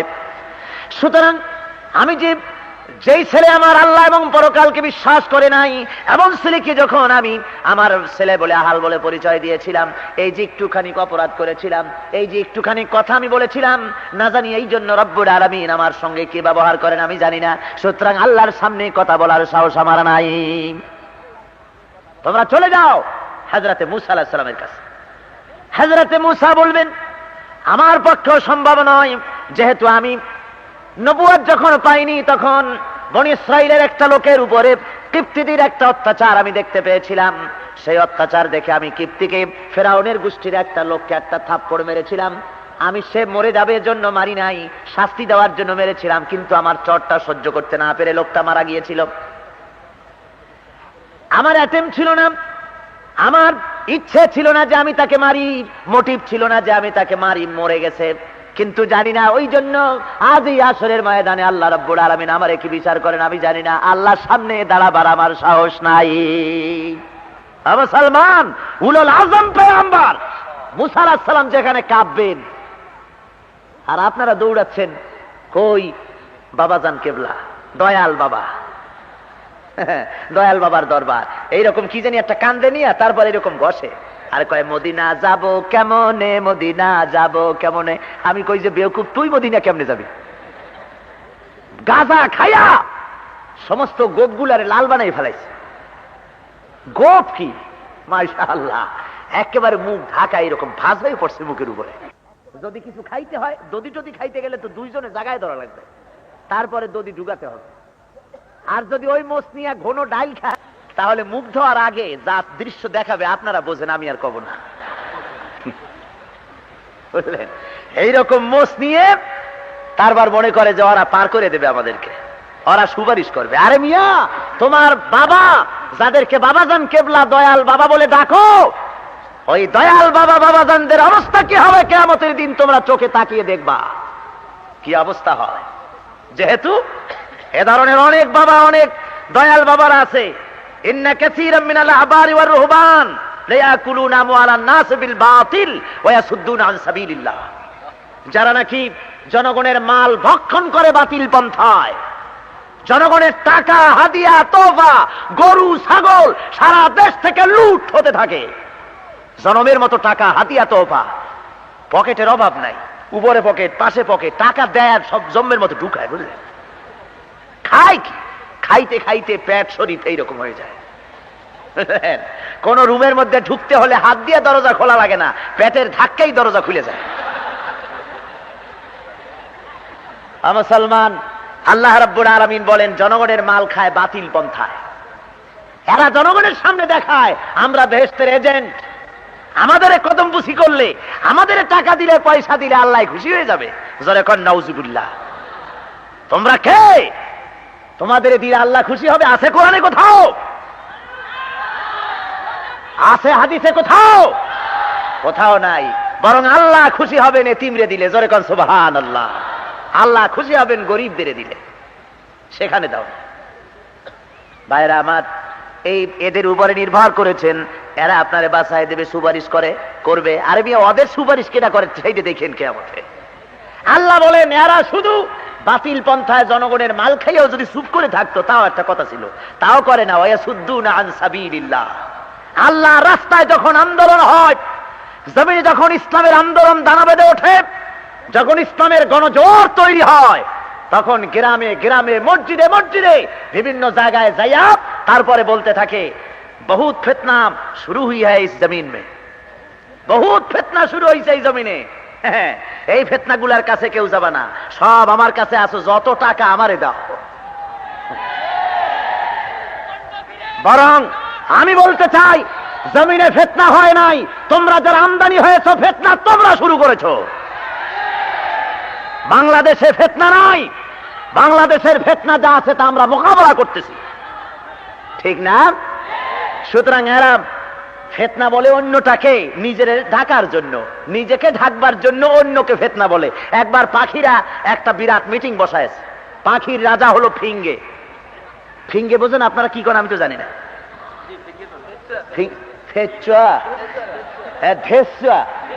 আচ্ছা, তো এই ধেচ্চা মানে যার লেজটা লম্বা থাকে আর এরকম মাছের লেজের মতো থাকে, জিনিসটা তো চিনছেন। এখন আপনারা ধেচ্চই কন আর কেচ্চই কন, হইলেই হলো, জিনিসটা বুঝলে হইলো। ওইটারে বলা হয় পাখির রাজা। যেহেতু ঈগল পাখি হোক, চিল হোক, শকুন হোক, যত বড় পাখি হোক, ও ঠোকরাইয়া কাবু করে দেয়, আর ওর সামনে সবাই মাথা নত করে। এটা হলো পাখির রাজা। পাখির রাজা বসেছে, পাখির মিটিং। রাজা দেখতেছে যে পাখির মধ্যে বুতুম পেঁচা, সেও তো পাখি, এসে বসছে। এখন রাজার খুব খারাপ লাগতেছে, যেহেতু বুতুম পেঁচা, যেটা বুতুম পেঁচা কোন তো আপনার, মুখটা বিড়ালের মতো না, ঠোঁটটা এতটুক, চোখ দুটো এরকম গোল গোল, আর মুখটা কেমন একটা বিড়ালের মতো দেখা যায়। ওদিকে পাখি, এদিকে বিড়াল। বাদশা খুব রেগে গেছে, পাখির রাজা খুব রেগে গেছে, এই চেহারা দেখে খুব রেগে গেছে। রেগে গিয়ে বলছে, কে আছিস? এই পাখি সমূহের ভেতরে যার চেহারা বেশি খারাপ তারে উঠায় দে। বুতুম পেঁচা দাঁড়ায় বলছে, জাহাপানা বলেন কারে উঠাবো, আমারে হুকুম দেন, আমি উঠায় দেই। ও বুঝতে পেরেছে যে আমারই উঠাবে। সুতরাং যারা নিজেরাই ফিতনা, ওরাই বলে হাজারো ফিতনা চালু হয়েছে।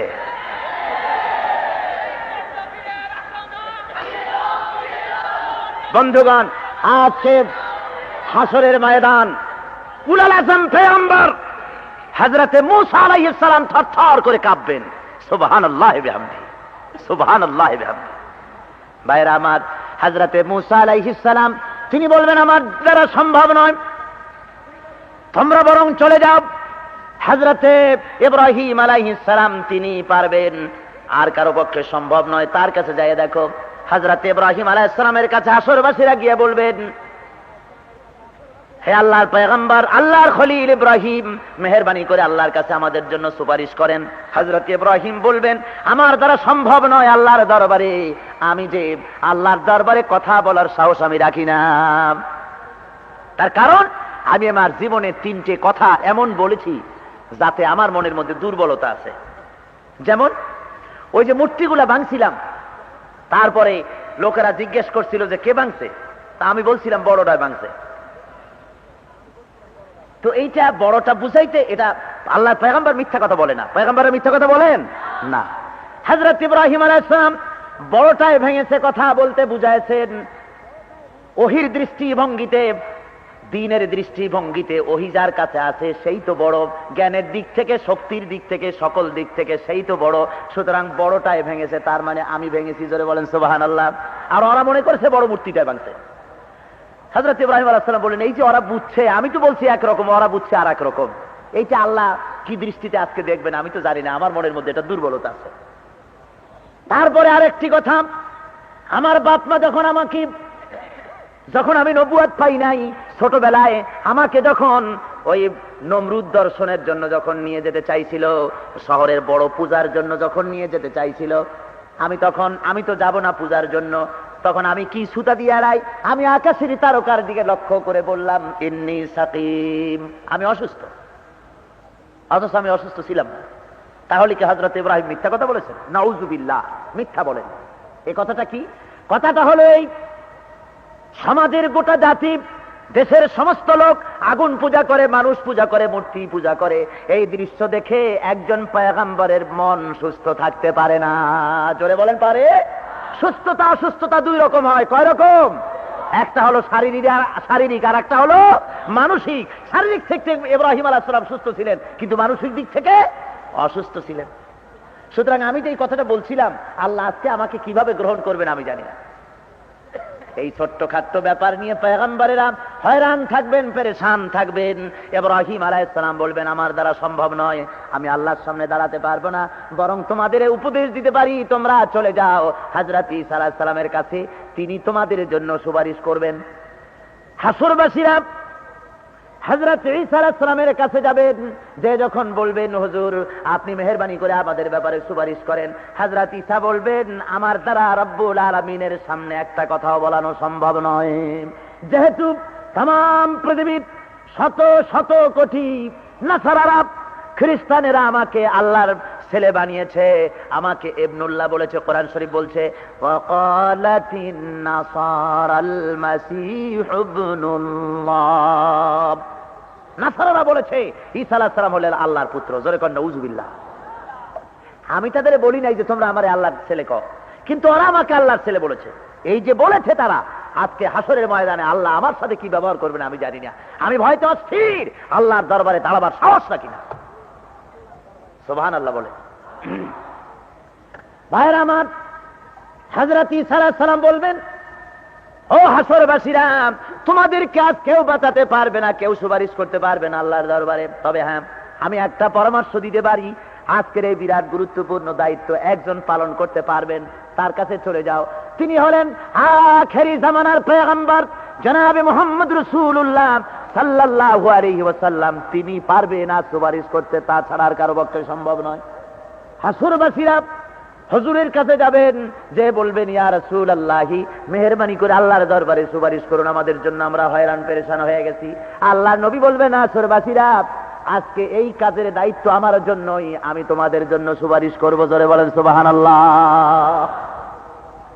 রাসূল সুপারিশ করবেন একমাত্র, আর তাও আল্লাহ যাদের যাদের জন্য সুপারিশ করতে বলবেন তাদের জন্য, ইচ্ছে করে কাউকে করা যাবে না। কেউ বলে থাকেন, এই ধরনের বক্তব্য পেশ করেন, আল্লাহ রাব্বুল আলামিন কিয়ামতের ময়দানে যারে পাকড়াও করবেন নবী তাদেরকে ছেড়ে দিবেন, কিন্তু নবীটাকে পাকড়াও করবেন আল্লাহ তাদেরকে ছাড়াইতে পারবেন না। জোরে কর নাউজুবিল্লাহ। কথাটা খুবই নাজায়েজ কথা, অতি ভক্তিতে এই কাম হয়। কথা বুঝতে পেরেছেন? কথাটা খুবই মারাত্মক। কিয়ামতের দিন আল্লাহ রাব্বুল আলামিন যারা পাকড়াও করবেন আল্লাহ নবী তাকে ছাড়াই দিবেন। এই কথাটাও না হয় কিছুটা মেনে নেওয়া যেতে পারে। আল্লাহর নবী যদি অনুরোধ করেন আল্লাহকে, হয়তো আল্লাহ ছেড়ে দিবেন, কিন্তু আল্লাহ দিতেই হবে এমন কোনো কথা নাই। আর নবী যারা ধরবেন আল্লাহ তাকে ছাড়বেন, ছাড়াইতে পারবেন না, এ কথাটা বলা মুশরিকানা কথা বলা, এ কথা বলা জায়েজ নাই। এ কথা বললে আল্লাহর ইখতিয়ার, আল্লাহর কুদরত, আল্লাহর ক্ষমতা মাহদুদ হয়ে গেল, আল্লাহ রাসূলের পাওয়ার আল্লাহর চাইতেও বেশি হয়ে গেল। জোরে কর নাউজুবিল্লাহ। আল্লাহর নবী ছাড়াইতে পারবেন না এমন কথা বলা যাবে না। রাসূল যে মানুষের জন্য সুপারিশ করবেন তাও আল্লাহ যাদেরকে যাদেরকে বলবেন তাদের জন্য। ভাইরা আমার, এরপরে আল্লাহর নবীকে অর্ডার করা হবে লোকগুলিকে বাছাই করো। আল্লাহর নবী লোক বাছাই করবেন। হযরত আয়েশা সিদ্দিকা রাদিয়াল্লাহু তাআলা আনহা বলেন, তিনি বলছেন, ইয়া রাসূলুল্লাহ, কিয়ামতের ময়দানে শত শত সহস্র কোটি জনতার ভেতর দিয়ে আপনি আপনার উম্মতকে কেমনে বেছে নেবেন? নবী আমার বলেন, ওগো আয়েশা, একটি ঘোড়ার যদি কপাল সাদা থাকে, ওই সাদা কপালওয়ালা ঘোড়াটা যদি অগণিত ঘোড়ার মধ্যে হারিয়ে যায়, তাহলে সাদা কপালওয়ালা ঘোড়াটা চিনতে কি কোনো কষ্ট হয় নাকি? আয়েশা বলেন, না হুজুর, কোনো কষ্ট হয় না, অনায়াসে এটা পাওয়া যায়। আল্লাহর নবী বলেন, আয়েশা গো শোনো, কিয়ামতের ময়দানে অসংখ্য মানুষের ভিতরে আমার উম্মতগুলি আমি চিনব, আমার বেহেশতি উম্মত আমি বাছাই করব, নামাজের কারণে তাদের চেহারাগুলি নূরের রোশনি হয়ে যাবে, চেহারায় নূর চমকাতে থাকবে, ওই দেখে দেখে উম্মতগুলি জান্নাতের জন্য বাছাই করব। যারা নামাজ পড়েনি, আমার দ্বীনের কাজ যারা করে নাই, ওরাও এসে বলবি, ইয়া রাসূলুল্লাহ, আমি আপনার উম্মত, আমারে বাছাই করেন, আমাকেও আপনি বেহেশতের জন্য বাছাই করুন। হুজুর বলবেন, না, তুমি আমার উম্মত নাও, তুমি যদি উম্মত হতে তাহলে তোমার চেহারার মধ্যে এই নূর চমকাতো, তোমাকে আমি আমার উম্মত হিসাবে আমি বাছাই করতে পারতাম, সুতরাং তুমি দূর হয়ে যাও। ভাইয়ের আমার, এই জন্য বলতে চাই, কিয়ামতের দিন কেউ আপনাকে নাজাত দিতে পারবে না, কেউ বাঁচাইতে পারবে না হাসরের ময়দানে। একমাত্র আল্লাহ রাব্বুল আলামিন যাকে সুপারিশ করতে বলবেন, যার জন্য বলবেন, তিনি ছাড়া আল্লাহ রাব্বুল আলামিনের দরবারে সুপারিশ করার আর কারো অধিকার থাকবে না। জোরে বলেন সুবহানাল্লাহ। একটুখানি দুরূদ শরীফ পড়েন। সালাতুন ইয়া রাসূলাল্লাহ আলাইকুম, সালামুন ইয়া হাবিবাল্লাহ আলাইকুম, সালাতুন ইয়া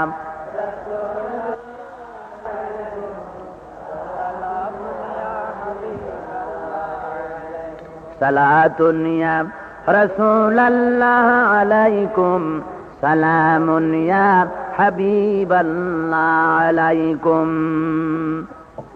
বন্ধুগণ, আমি এই রুকুর বাকি আলোচনা আজকে শেষ করতে পারলাম না, কালকে করব। যেহেতু আপনারা জানেন মানুষরা মাহফিলের মধ্যে হাঁটুক আর আমি আলোচনা করি, এটা আমি কখনোই সহ্য করতে পারি না। যেখানে আদবের খেলাফ হয় সেখানে কথা বলা আমার জন্য কষ্টকর হয়। এই অভ্যাসটি আপনারা বিগত 10 বছর ধরে দেখে আসছেন, মনে আছে না আপনাদের? সুতরাং আগামীকাল বলবো ইনশাআল্লাহুল আজিজ বাকি অংশ। আমি চেয়েছিলাম 5টি রুকু 5 দিনে শেষ করব, সম্ভব আগামীকাল বলা হবে ইনশাআল্লাহুল আজিজ। সবাই হুজুরের শানে সালাত ও সালাম পেশ করেন। ইয়া নবী সালাম আলাইকা, ইয়া রাসূল সালাম আলাইকা, ইয়া হাবিবি সালাম আলাইকা, সালাম दीद रोज़े की तमन्ना, दिल में है यही तराना, हो कैसे मदीना जाना, बेकल है दिल दीवाना, या नबी सलाम या रसूल सलाम अलैका, ইয়া হাবিব সালাম আলাইকা সালাম तुम ही असरिब का बसैया दुखियारों के दुखों सुनाइया सुन ले तू मेरा अफसाना बेकल है दिले दीवाना या नबी सलाम अलैका या रसूल सलाम या हबीब सलाम अलैका सलावतुल्लाह নবী না হয়ে দুনিয়ার না হয়ে ফেরেশতা খোদার হয়েছি উম্মত তোমার তার তারে শকর লাখো বার ইয়া নবী সালাম আলাইকা ইয়া রাসূল সালাম يا حبيب سلام عليك صلوات الله بلغ العلا بكماله كشف الدجى بجماله حسنت جميع خصاله صلوا عليه وآله আমি বসুন বসেন সবাই মোনাজাতে শরীক হন। মোনাজাতের আদব হলো বসে মোনাজাত করা। মোনাজাতের আদব বসে মোনাজাত করা। আপনারা সবাই বসেন। আর এ মাহফিল হলো কোরআনের মাহফিল। কিসের মাহফিল বলুন? মাহফিল হয় দুই রকমের, একটা হলো মাহফিলে রব্বানি আর একটা হলো মাহফিলে শয়তানি। শয়তানের একটা মাহফিল হয় আর আল্লাহর একটা মাহফিল হয়। আল্লাহর মাহফিল কোনটা? যেখানে কোরআন হাদিস ইত্যাদি আলোচনা হয়, দ্বীনের কথা বলা হয়, ওইটা হলো আল্লাহর মাহফিল। আর যেখানে গান বাজনা থিয়েটার যে সমস্ত প্রোগ্রামের মধ্যে মিটিং এর মধ্যে আল্লাহ নাই, রসুল নাই, পরকালের চিন্তা নাই, এ জাতীয় কোনো কথা নাই, মানুষের স্বার্থ সংশ্লিষ্ট, মানুষের জীবন সম্পর্কিত কিছু নাই, এগুলো হলো শয়তানের জন্য। সুতরাং আল্লাহর মাহফিল যেগুলি, কোরআনের মাহফিল যেগুলি, সেগুলিতে আদব রক্ষা করা সবচেয়ে বড় জরুরি। সবচেয়ে বড় জরুরি কি বলুন? আদব রক্ষা করতে না পারলে কোরআন থেকে হেদায়েত নসিব হওয়া বড় কষ্টকর হবে। এই জন্য আমি বলবো আগামীকাল সময় আপনারা ঠিক সময় মতো আসবেন, মাগরিবের নামাজ বা জামাত এখানে পড়বেন। এই ধরনের মাহফিল প্রত্যেক দিন তো হয় না, বছরে কয়দিন হয়? জোরে বলেন কয়দিন? চট্টগ্রামবাসীদের জন্য এটি একটি বিরাট নেয়ামত। জোরে বলেন সুবহানাল্লাহ, জোরে বলেন আলহামদুলিল্লাহ। এই নিয়ামতের শুকর আদায় করবেন আপনারা আদব প্রদর্শন করে। কালকে আপনারা ভালো করে উজু করে পরিষ্কার পরিচ্ছন্ন হয়ে সুন্দর হয়ে আপনারা মাহফিলে আসবেন, যাতে করে হাঁটা না লাগে। হাঁটাহাঁটি করা খুবই খারাপ। আমি আপনাদেরকে আরেকটা জিনিস অনুরোধ করব যে আপনারা একে অন্তত 2-5 জনকে টার্গেট নেবেন। আপনার নিজেরও সওয়াব হবে, আরো একজনকে আপনি আল্লাহর দ্বীনের পথে আনলেন। আপনি টার্গেট নেবেন যুবকদেরকে, শ্রমিকদেরকে, সেই সব লোকদেরকে, শিক্ষিত লোকদেরকে, যে সমস্ত লোকেরা ইসলামকে মানতে চায় না, আল্লাহ সম্পর্কে কোনো জ্ঞান নাই, রসুল সম্পর্কে কোনো জ্ঞান নাই, পরকাল সম্পর্কে কোনো চিন্তা নাই। এই জাতীয় লোকদের যদি দাওয়াত দিয়ে নিয়ে আসেন মাহফিলে, প্রত্যেকে 5 জন করে টার্গেট নেবেন।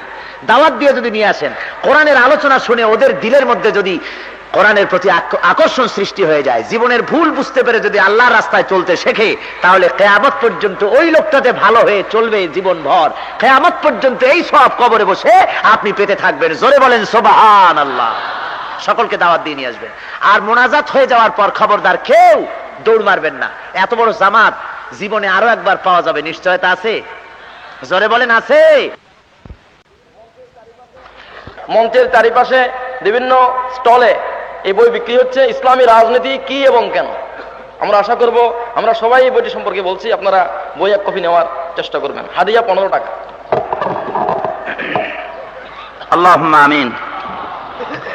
ربنا ظلمنا أنفسنا وإن لم تغفر لنا وترحمنا لنكونن من الخاسرين ربنا لا تزغ قلوبنا بعد إذ هديتنا وهب لنا من لدنك رحمة إنك أنت الوهاب। আয় আল্লাহ তাআলা, 5 দিন ব্যাপী তাফসীরুল কোরআন মাহফিলের এই বিশাল জনসমুদ্রের এই দ্বিতীয় দিনে আমরা তোমার দরবারে তোমার কোরআনের আলোচনা করে দরুদ ও সালাম পড়ে হাত তুলেছি। মেহেরবানি করি আলোচনা দরুদ ও সালামের সওয়াবটুকুন সরওয়ারে কায়নাত সাল্লাল্লাহু আলাইহি ওয়াসাল্লামের রূহে পাকের পরে হাদিয়া পৌঁছায় দাও রব্বুল আলামিন। तमाम পৃথিবীর মাটির নিচে যত মুমিন মুমিনাত শুয়ে আছেন আল্লাহ তাদের আরওয়ার পরে সওয়াব পৌঁছায় দাও। আয় আল্লাহ তাআলা, এই মাহফিলে আমরা যারা হাজির হয়েছি এর মধ্য থেকে মা বাপ যাদের দুনিয়া থেকে জন্মের মতো বিদায় হয়ে গেছে, আল্লাহ কবরে আযাব থাকলে মেহেরবানি করে আযাব মাফ করে দাও রব্বুল আলামিন। সারা জীবন আমরা গুনাহ করে করে নিজেদের জীবনকে বরবাদ করে দিয়েছি, আল্লাহ দয়া করে মেহেরবানি করে আমাদের জিন্দেগীর সমস্ত গুনাহ খাতা মাফ করে দাও। আয় আল্লাহ তাআলা, এই তাফসীরের মাহফিলের আয়োজনে বিগত 10 বছর ধরে যারা আলোচনার সাথে শরীক ছিলেন আর যারা এর খেদমতে জড়িত ছিলেন, তাদের ভিতর থেকে আজকে যারা বেঁচে নাই, আল্লাহ কোরআনের ওসিলায়, কোরআনের তোফাইলে, কোরআনের বরকতে তাদের কবরের মধ্যে কোরআনের নূর দিয়ে আলো বানায়া দাও আল্লাহ রব্বুল আলামিন। যেই ব্যক্তির নাম একটু আগে বলা হলো জাফরুল্লাহ সাহেব, জহিরুল্লাহ সাহেব, এই মাহফিলের জন্য খেদমত করেছেন। হায় আল্লাহ, প্রতি বছর তিনি খেদমত দিয়েছেন, কোরআনের খেদমত করেছেন, আজকে তিনি আমাদের ভিতরে নাই, বিদায় হয়ে গেছে। হায় আল্লাহ, তোমার কাস্টডিওতে চলে গেছে রব্বুল আলামিন। তুমি যদি ইচ্ছে করো তাহলে তুমি মাফ করে দিতে পারো, তুমি রহমান রহিম গফুরুর রহিম। আমরা সবাই তোমার কাছেই নিবেদন জানাই, অনুরোধ জানাই, দাবি জানাই, আল্লাহ তুমি মেহেরবানি করে ওই বান্দাকে তুমি মাফ করে দাও। আয় আল্লাহ তাআলা, আমাদের আত্মীয় স্বজন, আমাদের বন্ধু বান্ধব, আমাদের ওস্তাদ, আমাদের পীর মুর্শিদ, আমাদের খেসাক রাবজার যে মারা গেছে, আল্লাহ প্রত্যেকের রুহের পরে সওয়াব পৌঁছায় দাও রব্বুল আলামিন। তোমার দ্বীনের কাজ করতে গিয়ে দ্বীনের কথা বলার অপরাধে যাদেরকে শহীদ করা হয়েছে আজ পর্যন্ত জমিনে, আয় আল্লাহ তুমি মেহেরবানি করে শহীদদের রুহের পরে সওয়াব পৌঁছায় দাও রব্বুল আলামিন। শহীদদের মা বাপদেরকে আল্লাহ তুমি মেহেরবানি করে ধৈর্য ধারণের তৌফিক দান করে দাও। আয় আল্লাহ তাআলা, তুমি মেহেরবানি করে কোরআনের তাফসীরের বরকতে এই চট্টগ্রাম জেলাকে, চট্টগ্রামকে ইসলামের দুর্গ বানায়া দাও আল্লাহ রব্বুল আলামিন। তোমার দ্বীন বাংলার জমিনে কায়েম হয়েছে, কোরআনের আইন চালু হয়েছে, এই দৃশ্য চোখে দেখে যেন মরতে পারি তৌফিক দিয়া দিও আল্লাহ রব্বুল আলামিন। এই সমাজ কল্যাণ পরিষদের নিবেদিত প্রাণ কর্মীরা আর নেতারা, আয় আল্লাহ তারা যৌথভাবে যা কাজ করতেছে, মানুষেরা খেটে খেটে এক একজন হয়রান হয়ে যেতেছে এই বিরাট মাহফিলের আঞ্জাম দিতে, আল্লাহ তুমি দয়া করে মেহেরবানি করে তাদেরকে কবুল করে নাও। আয় আল্লাহ তাআলা, এই তাফসীরের মাহফিলের বাকি 3 দিন তোমার কুদরতি নিজাম দিয়ে তুমি চালায়া দিও। আয় আল্লাহ, কোরআন শরীফ থেকে সহিভাবে আলোচনা করার আর আমাদেরকে হেদায়েত গ্রহণ করার তৌফিক তুমি দান করে দিও আল্লাহ রব্বুল আলামিন। তোমার দরবারে ফরিয়াদ জানাই, যেদিন কিয়ামতের ময়দানে পায়ের নিচে হবে তামার মতো মাটি আর মাথার উপরে প্রকাণ্ড সূর্যের কিরণ হবে, গুনাহগারের মাথার ঘিলু ফেটে গিয়ে নাক কান দিয়ে গলে গলে পড়তে লাগবে, জিহ্বাটা ঝুলে কুকুরের মতো নাভিস্থল পর্যন্ত পড়ে যাবে, ময়দানে সারা পড়বে পানি পানি বলে। আয় আল্লাহ, ওই দিন তোমার হাবিবের হাতের কাউসারের পেয়ালা আমাদের নসিব করে দিও আল্লাহ রব্বুল আলামিন। হায় আল্লাহ তাআলা, তোমার হাবিবকে আমরা দেখি নাই, শুধু নাম শুনেছি মুহাম্মদ মুহাম্মদ সাল্লাল্লাহু আলাইহি ওয়াসাল্লাম। ওই নামের প্রতি আশিক ও পাগল হইয়া জীবনভর দুরূদ পড়লাম আল্লাহ। কত মানুষ ওই মদিনায় যেতে চায়, পয়সার অভাবে যেতে পারে না, কত গরিব মানুষ কান্দে মদিনার কথা শুনিয়া। হজ যাত্রীরা যখন রওনা হয় এই চট্টগ্রাম থেকে, হাজিদের জাহাজ যখন, হজ যাত্রীবাহী জাহাজ যখন ছেড়ে যায়, কত মুসলমান সমুদ্রের পাড়ে দাঁড়াইয়া চোখের পানি ফেলে কান্দে আর বলে, সালাম পেশ করে, আসসালাতু আসসালামু আলাইকা ইয়া রাসূলুল্লাহ। রব্বুল আলামিন চোখের পানি ফেলে যাইতে পারে না। আয় আল্লাহ, তোমার দরবারে আজ কোরআনের মাহফিলে বসি, আরজি পেশ করি, যত মুসলমানের দিলের মধ্যে তামান্না আছে হজ করার, আল্লাহ তুমি দয়া করে তৌফিক দিয়ে দাও রব্বুল আলামিন। জীবনে বারবার তোমার হাবিবের রওজার কিনারে গিয়া সালাম দেওয়ার তৌফিক আমাদের দিয়ে দিও আল্লাহ। আয় আল্লাহ রব্বুল আলামিন, তোমার হাবিবকে কত কাফির বেঈমানেরা দেখলো, তাইফের ময়দানে পাথর মেরে মেরে নবীজির পবিত্র রক্ত দিয়া তাইফের মাটিটাকে লাল বানাইয়া দিল, উহুদের ময়দানে নবীজির দান মোবারক শহীদ করে দিল। আমরা চোখে দেখি নাই, আয় আল্লাহ তামাম জিন্দেগীর ভিতরে একটা রাতে নবীজির সঙ্গে খাবে জিয়ারত নসিব করে দিও আল্লাহ রব্বুল আলামিন। তোমার হাবিব যে জন্য রক্ত দিলেন ওই আদর্শ বাংলার জমিনে কায়েম করার জন্য জান মাল সবকিছু কোরবানি করার তৌফিক আমাদের দিয়ে দিও আল্লাহ। تقبل منا إنك أنت السميع العليم وتب علينا إنك أنت التواب الرحيم سبحان ربك رب العزة عما يصفون وسلام على المرسلين الحمد لله رب العالمين واجعل آخر كلمتنا عند الموت لا إله إلا الله محمد رسول الله.